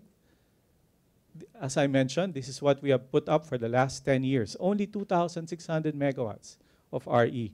But this government, because of the recent auction, will have 3,500 megawatts by 2026. No, so halfway through this government, may 3,500 megawatts na siya. Next slide. So because we have put in, we're using now more coal and oil, our energy self-sufficiency has gone down. And that's a challenge for us. Next slide. And as you know, next slide, Philippines still a growing economy. I was shocked to learn repeatedly for the last 10 years, the average growth is about 4.5%. Now it's already 6.7. You and I are consuming more power. That means we need to put in more power plants. No, that was the call of the government. Next slide. The RE market is already in place. Yusek Garin explained all those rules. Next slide. And we have all these. No? You, the investors, please come here. The market is there already for you. We have RPS, the green energy option, the green energy auction. And if you don't want an offtake, you just sell in the spot market because you are on a preferential dispatch basis. The government has laid down all the rules. No? They just need to implement, and at the same time, we need to be more efficient in the permitting process. Next slide. Many players are already here. Next slide. And we hope more and more come to the Philippines. Next slide. Now, let's go to the transmission challenges. Ito po, normally, no, it's easy to criticize. But what I did was, I asked NGCP, can I have your data? What have you done for the last 10 years? Because Pete and I have been there. No, we have been pushing government, no, and while we were in government, we have been pushing you investors to come to the Philippines, no, but also not realizing, oops, is the transmission ready? No, so let's go to the NGCP performance. Let me show you a few data that we received. Next slide. 260 billion in investments, no, 3,728 circuit kilometers, 26,470 MVA, and 3995 MVAR. Too technical for you and me to discuss. But you go to the next slide. And this is what we have seen over the years in terms of what Transco has been billing us. Now, please note, just like distribution system, transmission is a regulated business in the Philippines. They cannot charge anything unless ERC approves it. And more often than not, and this is where we in the private sector also push ERC. They have pending cases. NGCP works on a 5-year budget cycle, which ERC needs to approve. Palagi hong matagal ang approval, and it's not the fault of the current ERC. Through the years, we went through the last ERC administration before, where they were fighting each other, right? Ombudsman cases being hurled against each other. Nothing was done during that period of time. No? Nagkamot na lang kami na ulo ni Pete. We didn't know how it would be resolved. No? Ultimately, when leadership changed, people were changed there, and finally things were moving, especially under the current ERC chair, Mona Di Malanta. So finally things are moving, but they have a lot of catch-up to do. No? And next slide, you will see also what NGCP has submitted to ERC in terms of performance. Next slide. Also the substation capacity, which they have increased. Next slide. And all the transmission lines that they have added. Next slide. Next slide. Anyway, these slides are available. And all the capex that they have spent over time. NGCP has asked for more. No? And I think we need to work on, just like what Professor Ravago said, we need to work on the regulatory framework to allow NGCP to file for supplemental petitions to upgrade, no, and allow them to spend more on transmission line capacities. That's always a challenge for generators. I put up a power plant, there's no transmission line available. And therefore, please allow us to spend, we advance the cost, and then let NGCP or ERC approve that cost later on for refund. That's the system that the DOE is looking at. Next slide. So, again, next slide. Over time, you will see also what NGCP has charged us, again, approved by ERC. Next slide. And the target of the government. The government wants 50% by 2040. Are we ready? Let me go to next slide. All the projects. I will not go through each one of them. Now, let me highlight 2 points. The Supreme Court issued a TRO against the Mindanao-Visayas interconnection project. What do we do with that now? There's another TRO filed against CNP Cebu-Negros Panay 3 upgrade. What do we do with that now? No, we blame NGCP, but at the same time, there are factors that they could just not control, right? But this is where we appeal on the private sector side. Rather than fight each other, can you just coordinate? That's what we always say. Private sector is here, ready to invest. Government agencies, we hope you coordinate with each other. That's all we're asking for. Next slide. So what have been the challenges? And we have seen this over time. In fact, NGCP has approached even the generators. Sir, we could not finish the lines because the expropriation is taking long. Sir, problema po because we could not put up a transmission line because somebody is complaining to us. And this is where we have also approached the DOE. Please help them. No? And of course, the permitting process. So all these are nothing new. No, these issues are not even new to the generators. We face the same problems. Next slide. And then look at the grid congestion. No? 154 power plants in Luzon. No? Nandito tayo lahat. No? On the other hand, madami ring solar sa Visayas. This is one of those that we had said at the time Pete and I were there. Why did all the solar plants build in the Visayas? Because at that time, the policy was first to build. So ang ginawa ng generators, maghanap tayong lupa. Ang dami sa Bacolod. Doon sila nagtayo, even if transmission line capacity is not available. No? So that was the problem. No? It's not because NGCP was not ready, hindi natin kinontrol din eh. Nagtayo sila lahat, knowing that there's no available capacity because the policy then was first to build. All right, next slide. Next slide. So there are still a lot of items that need to be addressed, which NGCP, based on its report, is trying to address. Next slide. And finally, the SIS. I'm sure all of you generators, this is an issue. No? Everyone is asking for a system impact study, but cannot be accommodated by NGCP. But look at the data.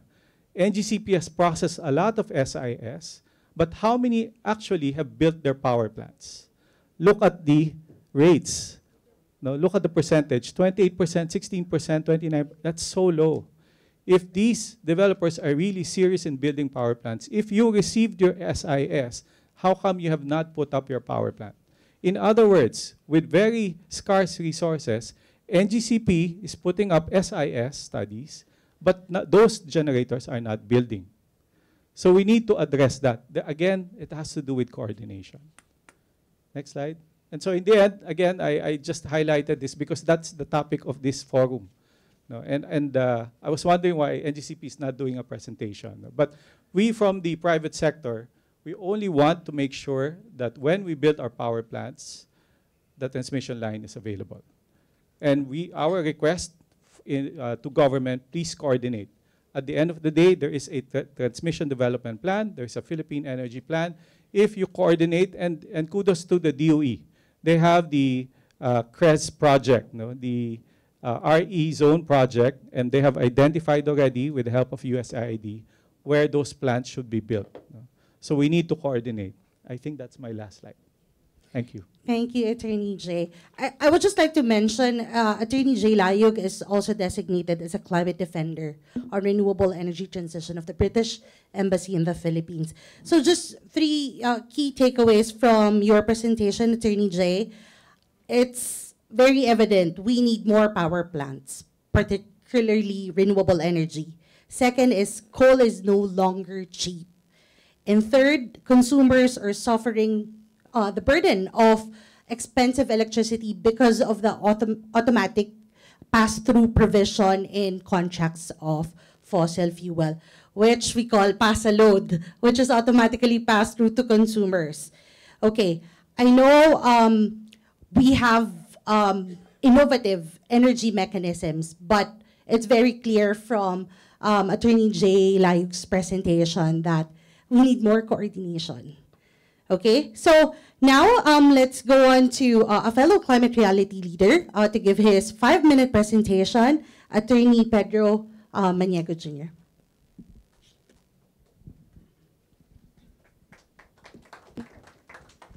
Well, thank you to Stratbase and also to Jay for his very comprehensive presentation, leaving me practically nothing to say. But I will try. Good morning, everyone. For decades, the Philippine energy landscape has been characterized by huge power deficit. Filipinos pay the highest electricity rates in the region while having one of the lowest per capita supply and consumption in ASEAN, only edging Laos, Cambodia, and Myanmar. So our power supply per capita and consumption is a fraction of Thailand, Malaysia, Indonesia, and Singapore. Very low fraction of that. The Philippines also has the unfortunate distinction, as stressed by President BBM, of always being the top 5 of the list of countries vulnerable to climate change. And as I think Attorney presented earlier, we are now #1 in the CBF. The Philippines needs to balance the urgent need to rapidly increase its power supply to enable attainment of developed country status, which has been delayed for decades. When I graduated in 1970, I thought we'll be about to go to developed country status. It's now 2023. We're still trying to get there.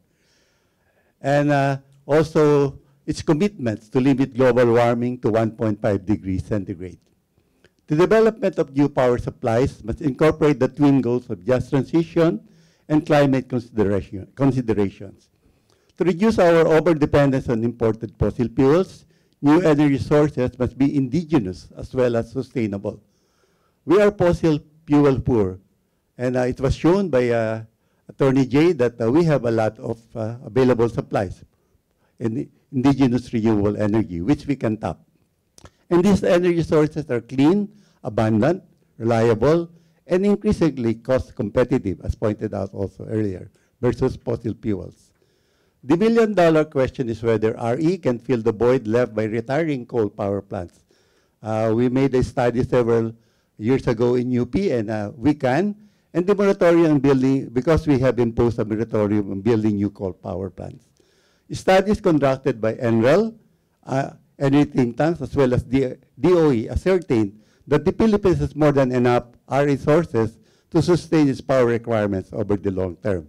I think, as pointed out by Ase Kapongkol, we have much more than what we require to fill up the void left by fossil fuels.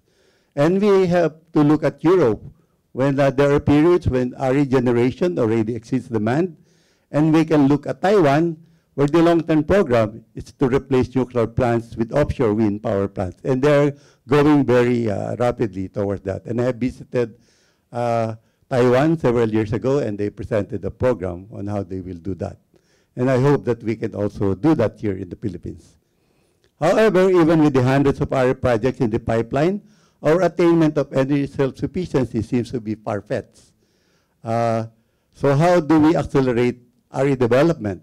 First, we must discard our fixation with centralized generation and transmission system dominated by large fossil power plants and long transmission lines. Well, of course, the big companies, since we are we have privatized the private sector, prefer large power plants because their income is based on return on assets, and they don't have any exposure to fuel risk. The current centralized setup makes the grid vulnerable to power shortages, as pointed out by Attorney Jay, whenever large plants incur forced outages. The grid also suffers from large-scale and long-term blackouts whenever transmission lines are damaged by extreme weather events, sabotage, or accidents. The moratorium on new coal-fired power plants by the DOE, allowing 100% foreign-owned RE plants, and the removal of the PASA load, as mentioned by Naz, under the competitive selection process of ERC are steps in the right direction, and hopefully will level the playing field between fossil and RE plants. Presently, interconnection points for additional RE supply are limited. For example, I'm an independent director in Ratlag. We have several power plants in the pipeline, and it's taking us long to have installed, whereas we can do it in less than a year. But the study, as pointed out earlier, can last from 18 to 24 months. So it adds 1.5 to 2 years to the development. And we need the supply in Luzon. Our projects are in Luzon. The state of affairs is not new. From 2013 to 2016, when I was NREP chair, almost 2,000 megawatts of our projects were developed. However, the wind developers had to advance the funds for the main transition lines to connect to the service areas. Because the wind power plants are all in Ilocos Norte, and there's no capacity to distribute the power to where they are required in Metro Manila. So the developers have absorbed the money.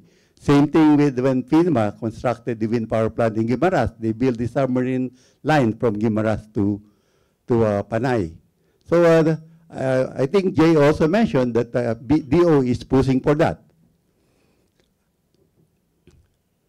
Because why did the developers do that? Otherwise, they could not take advantage of feed-in tariff, which is under the First to Build program under then Secretary Petilia. Second, emerging technologies such as microgrids can be utilized to ensure energy security during natural disasters and emergency, such as but not limited to remote and vulnerable areas. Microgrids, which are capable of operating independently or in conjunction with the main grid, could lend much needed flexibility to the grid. Moreover, microgrids could enable economic development in missionary areas by providing secure, reliable, and affordable power 24/7. And we have done that in, for example, in coastal communities which are very vulnerable to global warming and extreme weather events. Third, the integration of energy storage solutions to bring supply near low demand centers is essential to grid modernization. These solutions enable the storage of excess energy generated from RE during low demand periods, and it's released during high demand periods. By doing so, grid flexibility and resilience are enhanced.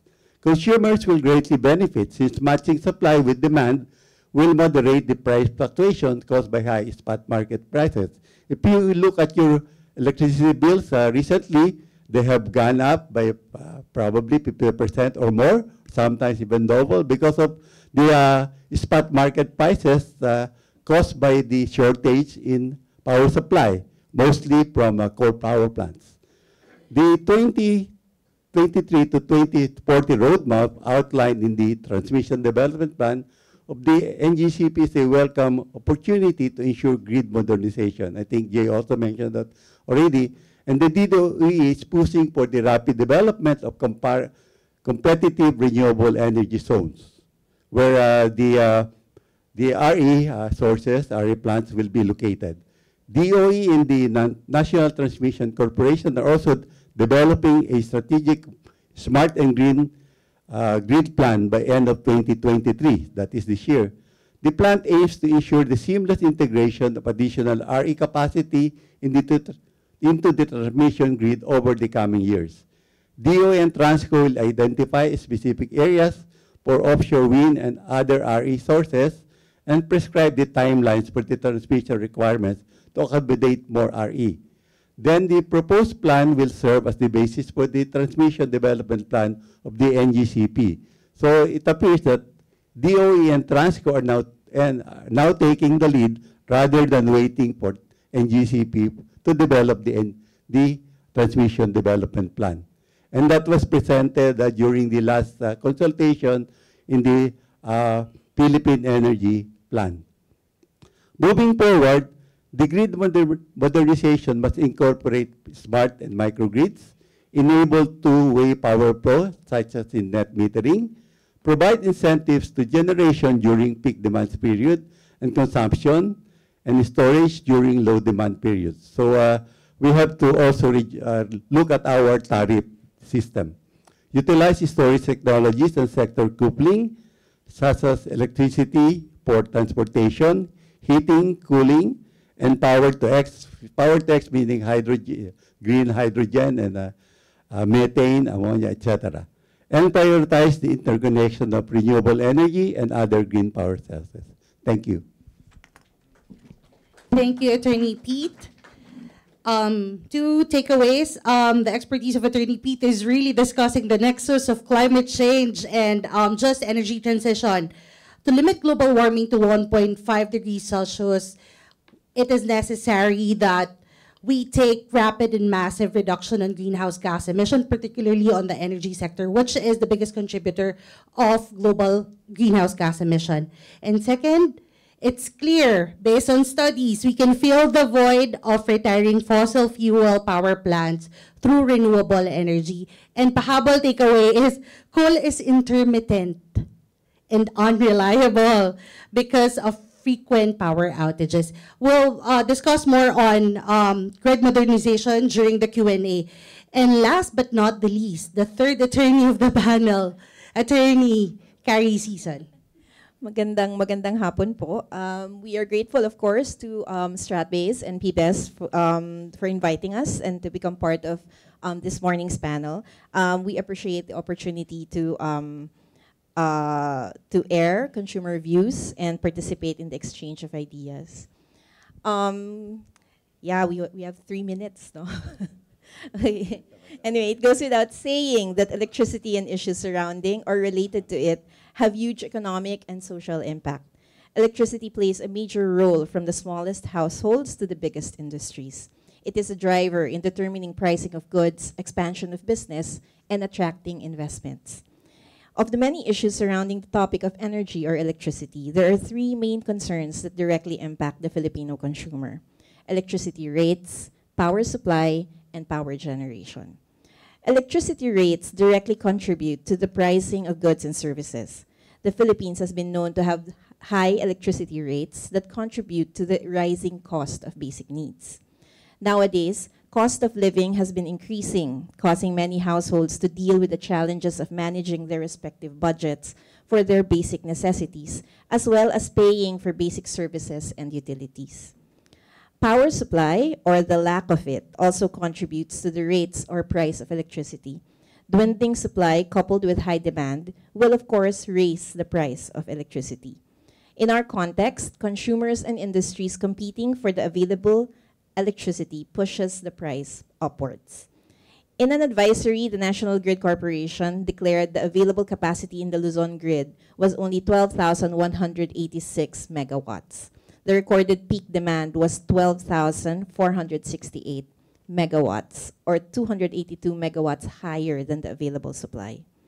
It likewise said that 5 power plants were on forced outage and 3 others running on derated capacity, with a total of 1,364 megawatts unavailable to the grid.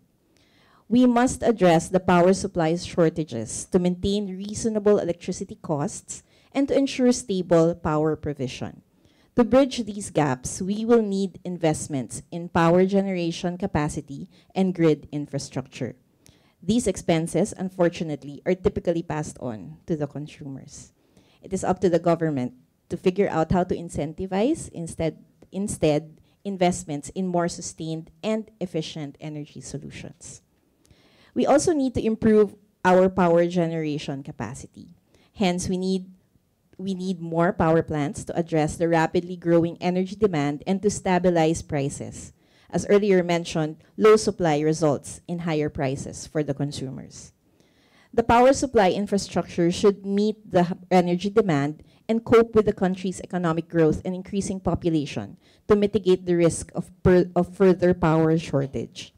As it stands, the current power supply infrastructure struggles to keep up, leading to power outages or brownouts, increasing reliance on expensive and less efficient power sources, resulting in price surges due to competition for available power. In our race to provide sufficient energy supply to the consumers, the integration of renewable energy is imperative. It will mitigate climate change and reduce carbon emission towards a sustainable energy future. Aside from these, as the variable renewable generation relies on new technologies to efficiently and reliably integrate energy supply to the electric network, it will result in efficient energy supply. Furthermore, it will change energy consumption.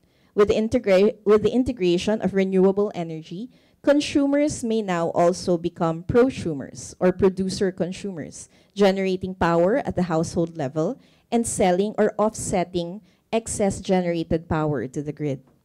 It is also noteworthy to mention that consumers are open and appear to be looking forward to renewable energy. Unfortunately, high upfront costs, intermittency of some renewable sources of renewable energy, challenges in storage capabilities, geographical limitations, and not necessarily always being carbon-free are some of the challenges associated with the integration of renewable energies. Despite these challenges, however, the pros in integrating renewable energy outweigh the cons. It is not only a viable but a necessary and highly acceptable step towards a sustainable future. Hopefully, we can continue to invest in research and development so we can mitigate or address these challenges towards finding solutions for the benefit of our consumers. Okay, thank you. Thank you, Attorney Season. So, key takeaways from the presentation of Attorney Season. We need to address power supply to maintain reasonable electricity rates. Second, it's very clear, renewable energy integration in the grid is very imperative. I would like to say it's very catchy when you say prosumers. The more that we integrate more renewable energy, install solar panels in our households, there will be more prosumers selling excess electricity. And again, the role of research and development is very important to address the inherent challenges of our current energy system. So again, going back to my first question, how can consumer protection be strengthened in the context of renewable energy integration, especially regarding issues like pricing, billing transparency, and service reliability? When in the first presentation of Attorney J. Layug, na-mention niya na, the power outages forecast is now for sale, no? Hindi na siya public information that's readily available on the website. So let's start. Attorney J, would you like to take the question?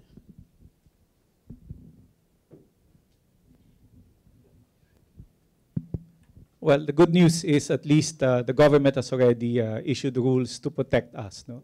For example, for all distribution utilities, before they can enter into a power supply agreement, may CSP, competitive selection process. Bidding po yun. No? So at least we are protected. No? They cannot, DUs cannot enter into power supply agreements without any public bidding. No? So that's one. Number two, transparency in the bills is already provided for by the ERC. So we are protected there. And finally, you have the option. No? Again, I took the leap of faith by having a solar rooftop system in my house, no? 6.6 kilowatt. You can do that too. It's cheaper now, actually. If I calculate my investment versus my return on it, it's about 25 to 30%. No? So how do I look at it? Your bank account earns only 1%. Oh, tumaas naman, 2. No? But your money now that you put in your solar system will earn you 30%. No? That's how I view it. No? So it has saved me a lot.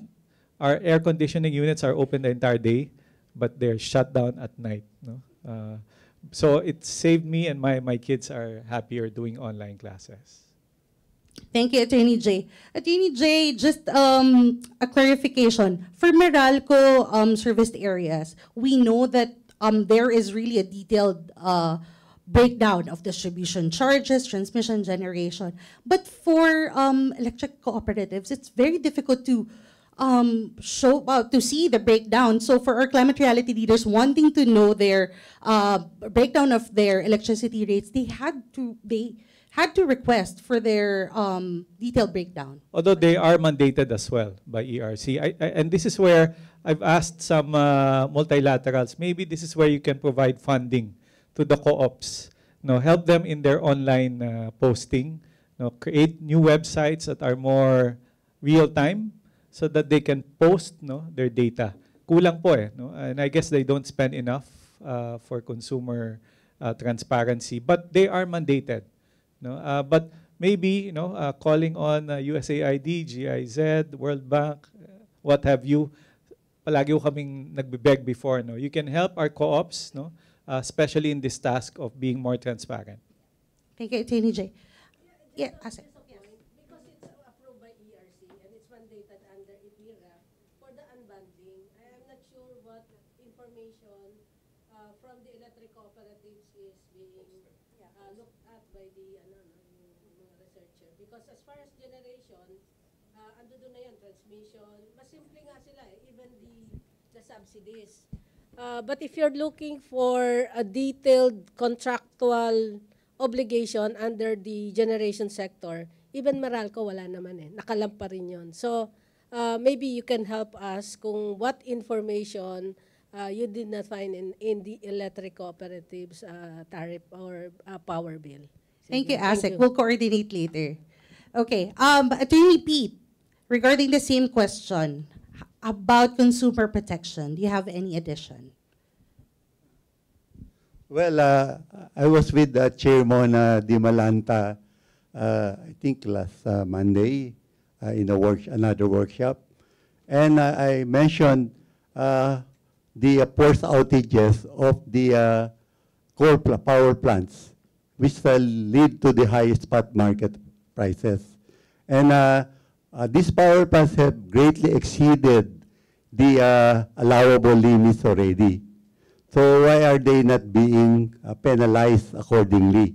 Because it's consumers who are paying the brunt of the increase in spot market prices. It's passed on to us automatically.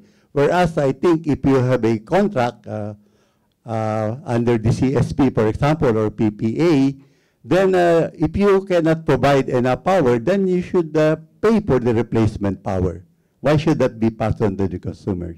So I think ERC is looking into that because it was mentioned earlier that ERC, for example, can only fine NGC 50 million for all of the delays. And I think there's also a limit on how much they can fine the power companies, the power producers, whenever they exceed the allowable limits.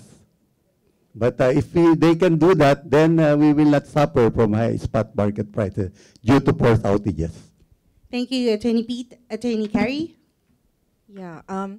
my bias is always in relation to to grassroots engagement, participation, and consultation. I think we stand to learn a lot from them. I believe that pa-confirm na lang po from DOE, ma'am, meron pong joint memo circular between the DOE and the DILG. Tama po ba? Yes, to create parang energy planning offices, 'di ba po? Opo. So I think that's an opportunity to engage the communities and the grassroots, 'di ba, to figure out what exactly it is that they need and how they would respond to some of the plans that the government is offering them. At saka ang maganda dito, as I understand it, under the JMC, the tama po the local government unit can themselves plan for their renewable projects or programs. So I think that's it's an opportunity. I think that that should be grabbed by our local governments and also with the help of the national government, because I think the national government should also capacitate the local governments, diba, in rolling this particular concern out. Ang isa din siguro na dapat nating i-focus on is aside from improving the supply for those who have electricity already, there are a lot of areas in the country that still do not have electricity. So yeah, baka yun din yung isang magandang tignan and bigyan ng pansin.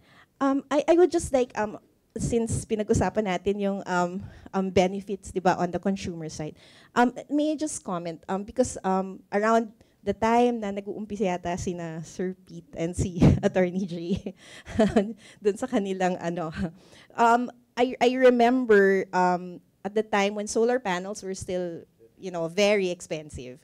May mga when I was still working in Congress, somebody approached our principal who was very open to this. But the problem with yung paglagay po sa bubong is that a lot of infrastructures, even buildings, cannot accommodate, I think, the weight.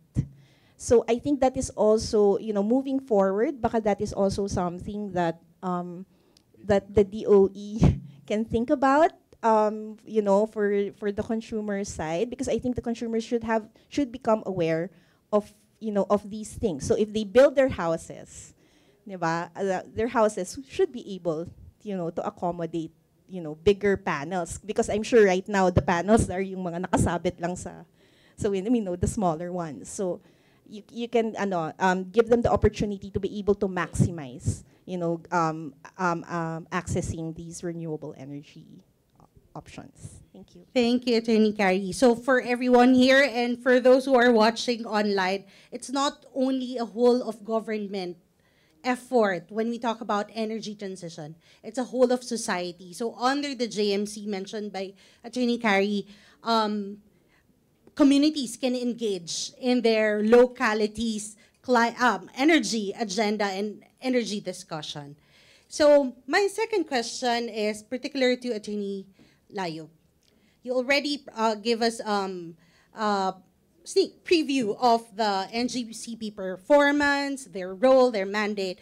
Could you expound further? Could you share your perspective on the current state of the Philippine energy grid and its readiness for the integration of renewable energy sources, which is what Attorney Carrie said, it's imperative, and you said there's still regulatory reforms for additional transmission lines. Could you expound? Well, if you look at the 3,500 megawatts to be built, it's not ready. And the aspiration of government to build offshore wind, it's not ready. That's why we need to catch up. The good thing about the current DOE administration, they're really pushing hard to make sure that NGCP will be able to catch up. Next year, there's a planned offshore wind auction. And I think that's a good start in terms of being able to plan way ahead the transmission line capacity for offshore wind. Again, there just needs to be a lot of coordination. There's so many power plants, so many foreign investors now in the Philippines. We just need to make sure that both government agencies work well together. But at this time, some areas are ready, but a lot of areas are not ready for new renewables. No? So we need to catch up. Attorney Jay, just a follow-up question before I go to the question online. Is there a technological challenge to incorporate RE, or is it regulatory policy reform? Actually, I don't see it as a technological challenge. You know, when Pete and I were still young, I still go back 10 years ago, no? There's this issue about intermittence, variability, and the inability of the transmission capacity to absorb them. No? That's no longer an issue because there are technologies in place to address, you know, the sudden disappearance of sunlight, no, with the cloud cover. No?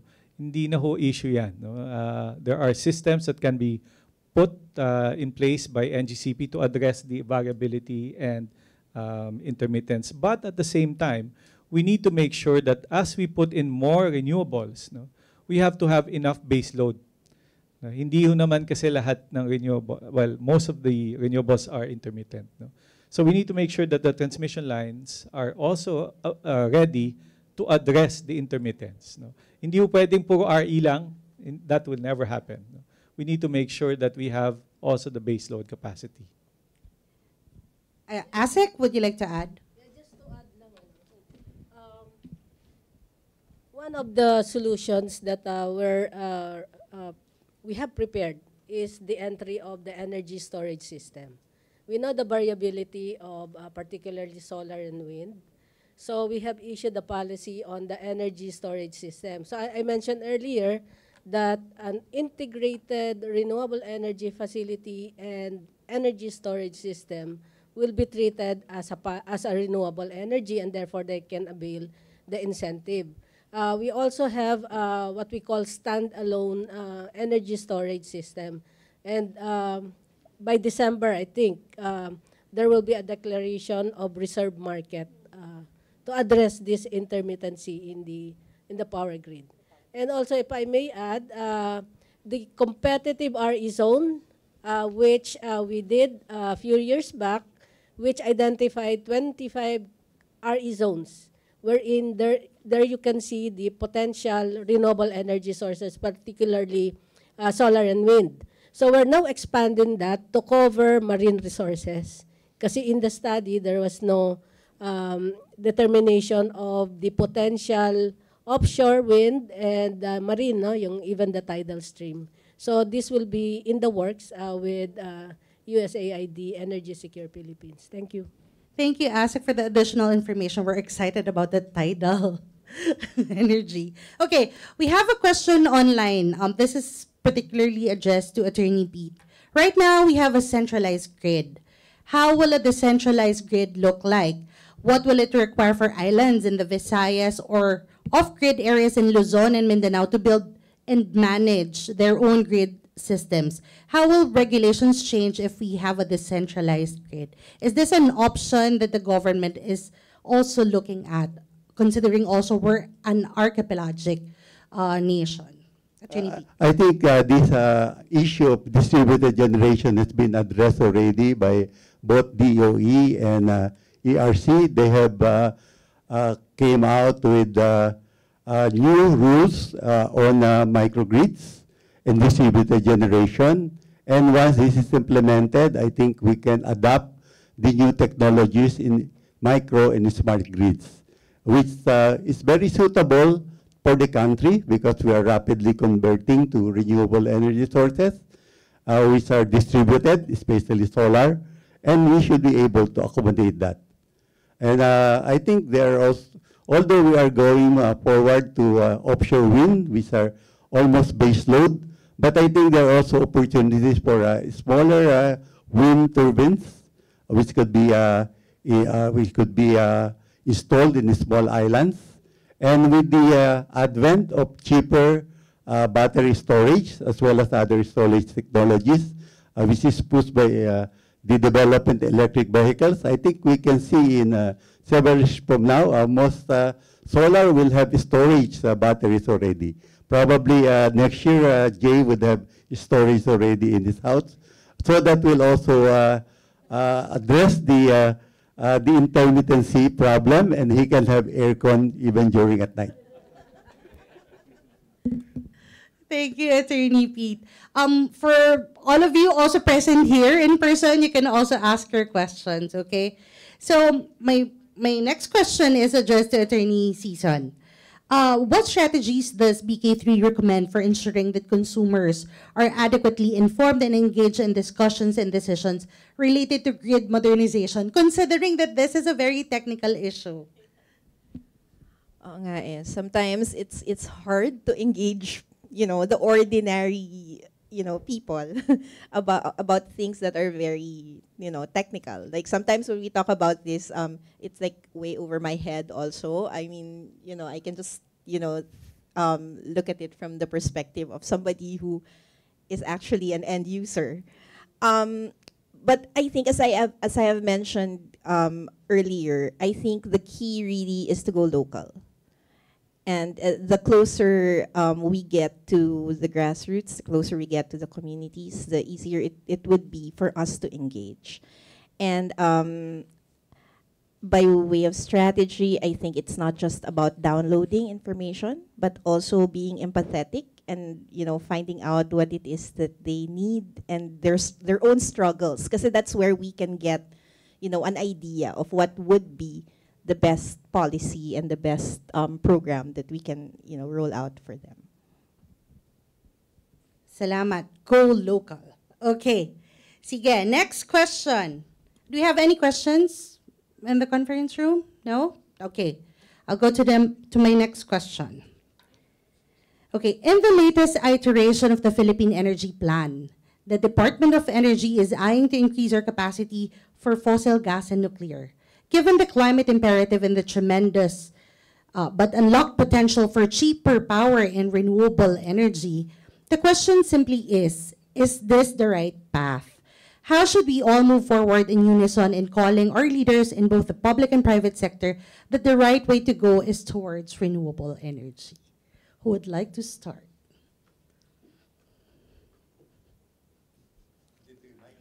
Okay, Attorney Pete, go ahead. Well, I think it was also mentioned by Meralco that they would like to look at modular nuclear reactors move in the future. I think renewable energy is becoming more and more competitive, and if you look at the cost per kilowatt hour of nuclear is still high, quite high compared to solar, for example, or even wind. So when before 10 years ago, Jay and I were having a difficult time defending RE, but now everybody wants to go RE because it's now very cost competitive. From more than 9 pesos, it's gone down to, in some cases, less than 3 pesos. So why should we look at more expensive sources of energy? Coal is now more expensive than solar, and in most cases than wind. Why should we go the path of wind and nuclear if they are more expensive and they are not indigenous to the country? So when I say 10 years, it will be difficult, but now it's a no-brainer. We import most of our fossil fuels, almost all of our fossil fuels, and RE is here in the Philippines. We can tap them easily, and the cost is going down. So it will lead to a more reliable, secure, affordable, and energy-secure Philippines if we go the path of renewables rather than looking at nuclear and more fossil fuel plants, even not gas plants, which we have to import already. Thank you, Attorney P, for making that clear. Do you have any addition? Okay, Attorney J.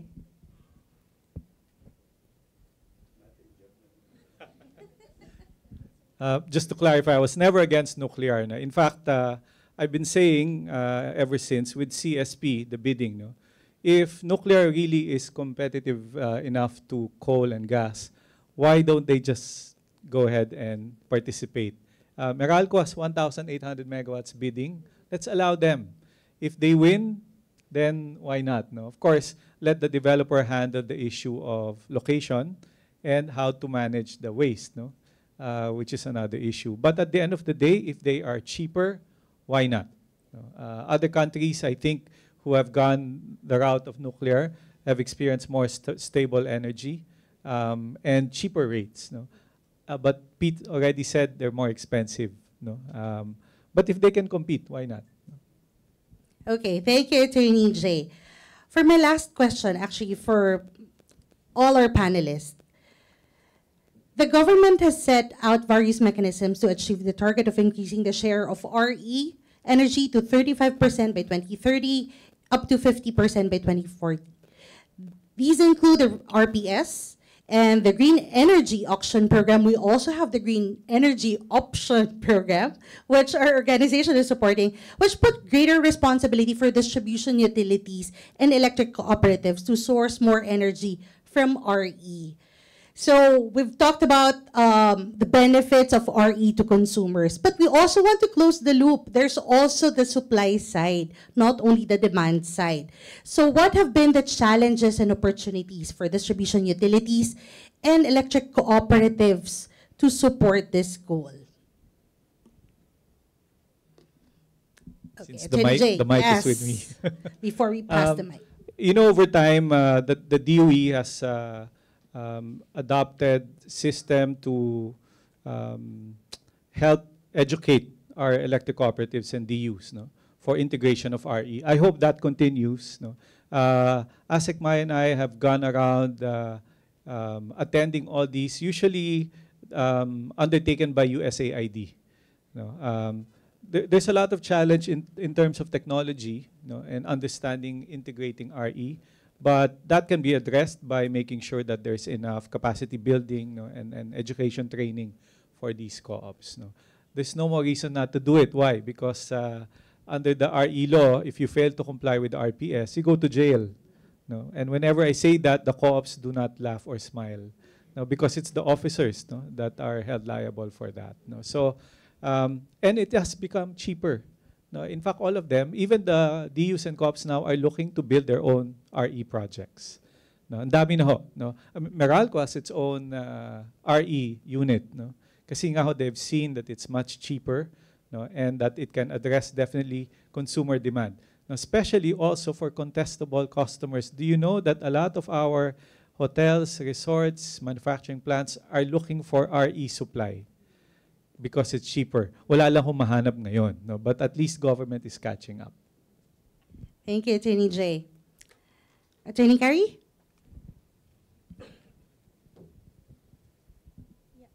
I think yung readiness din, 'di ba, to absorb all of these RE projects.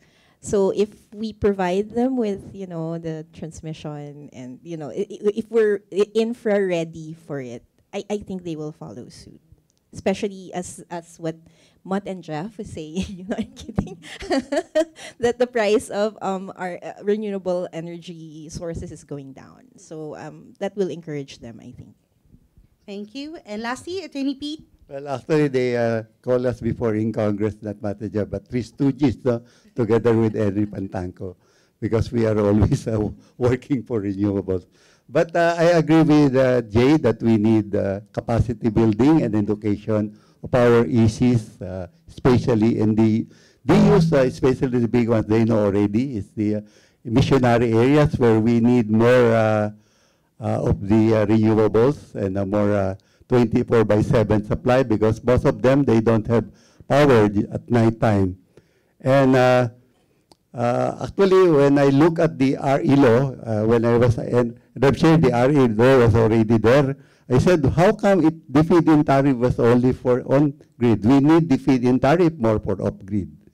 And I hope that the green energy auction, which is just fit by some other name, the only difference is that the rates are established through bidding, but the ARC still use the formula that we developed to set the price, which should not be the case. I think it should be based on the avoided cost rather than the determining cost using the feed-in tariff formula. But again, the missionary areas have to be developed, and that's where we need more power. And that's why we need more education and capacity building. And we only have to look at Romblon, Romelco, and I think their target is to almost have 100% renewables. If this can be done in islands like Romblon, why can we not do that in other areas in the country? And that it should be the way to go, because we always said we have the big show. We have abundant big show. Maraming salamat, Attorney Pete. That's a nice closing. To our panelists, thank you so much. So while the government has implemented various mechanisms to achieve our energy targets, we need the cooperation from key stakeholders, agencies, and energy players to accelerate these programs. So the discussion shed new insights and learnings about the role of renewable energy in addressing the climate crisis we are facing, as well as the battle cry of every Filipino in achieving affordable, reliable, and accessible energy. So that's it for today. Thank you, everyone. Let us continue working for a sustainable and livable planet for all. Maraming salamat.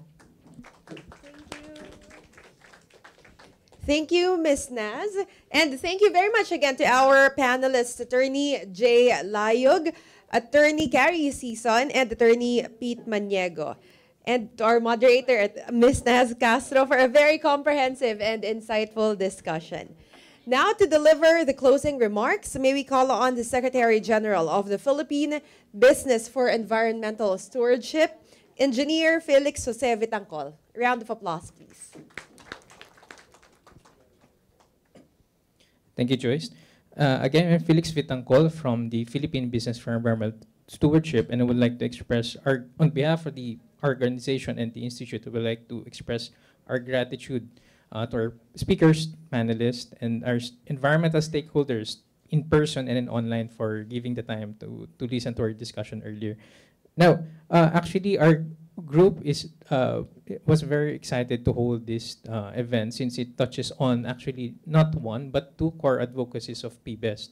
First is pushing and promoting a more sustainable, inclusive, and climate resilient community. And we believe that renewable energy plays a very big role in that aspect, since it contributes to or provides reliable, affordable, and effective energy systems, particularly for industries operating around it. Second is sustainable mining. And like what Professor Dindoman had mentioned earlier at the start of the program, that's one of the first core advocacies of PBEST. Basically, in sustainable mining, we push for effective and sustainable utilization of the resources, wherein we all know that we can move forward with establishing a more renewables and energy-centric or a bigger portion of renewable energy if we cannot integrate the renewable energy technologies, and we all know that minerals and metals require that. Now, before we end, I would just like to share some insights of PBEST and the Institute. The challenges manifested in our dialogue today underscore the urgency of the transformative action in the Philippine energy sector. Our journey towards a sustainable, low-carbon future is both a daunting task and a parallel opportunity. The Philippines stands at the crossroads, where the decision we make today resonates through generations. The event today also underscored the need for an energy transition to a cleaner and more reliable system, as we evidently grapple with the consequences of climate change. The outdated infrastructure causes unforeseen forced power outages, which then lead to unplanned maintenance and additional cost. Not to mention, the Philippines has the most expensive electricity in the Southeast Asia, which continuously hinders the inflow of investment from multinational industries and businesses that are energy intensive. Upgrading the Philippine power energy system by investing more and better integration of renewable energy will actually scale up massively and ensure Filipinos' inclusivity to the energy sector's development, the country's low carbon transition, and climate change and global warming adaptation. Now, grid infrastructure, often the unsung hero of the energy landscape, requires a paradigm shift. Our grids must evolve to accommodate the increasing penetration of renewable energy, creating a mixed energy and power system that would allow it to become more agile, adaptive, and robust. We must see these challenges not as roadblocks, but as opportunities for adaptation. And embracing change, exploring avenues for the integration of renewable energy is not just a step towards compliance, but is an investment in our collective resilience and future. It will boost economic development and promote conducive investment-led sustainable environment for business and the like. This then result in job creation and better public services for industries like telecommunication and digital services. This will ensure that public services such as communication and connectivity and other modern world basic needs are actually met. This would also allow as many Filipinos as possible be given the capacity to access renewable energy, even though they are not among the biggest consumers of energy. The Philippines must strategically rethink its options, and this is where it requires a sustained political commitment to promote equitable but shared responsibility and cooperation. A mix of energy sources provides an opportunity for the country to sustainably transition to a more reliable power energy system while considering the possible implications of rising socio-economic and environmental risks. With that, I implore each and every one of you to take the insights gained today and translate them into actions. Collaborate, innovate, and advocate for the change that we need. Let us provide not just electricity, but empowerment to every Filipino, regardless of their standing and geographical location. Again, thank you. Okay, thank you very much, Engineer Vitangcol. And I think that's it for thank you very much to all our speakers, to all our panelists and participants here in the venue, and also those who watched us online via Zoom and Facebook Live. Thank you for a very comprehensive discussion today, and we prepared the snacks outside.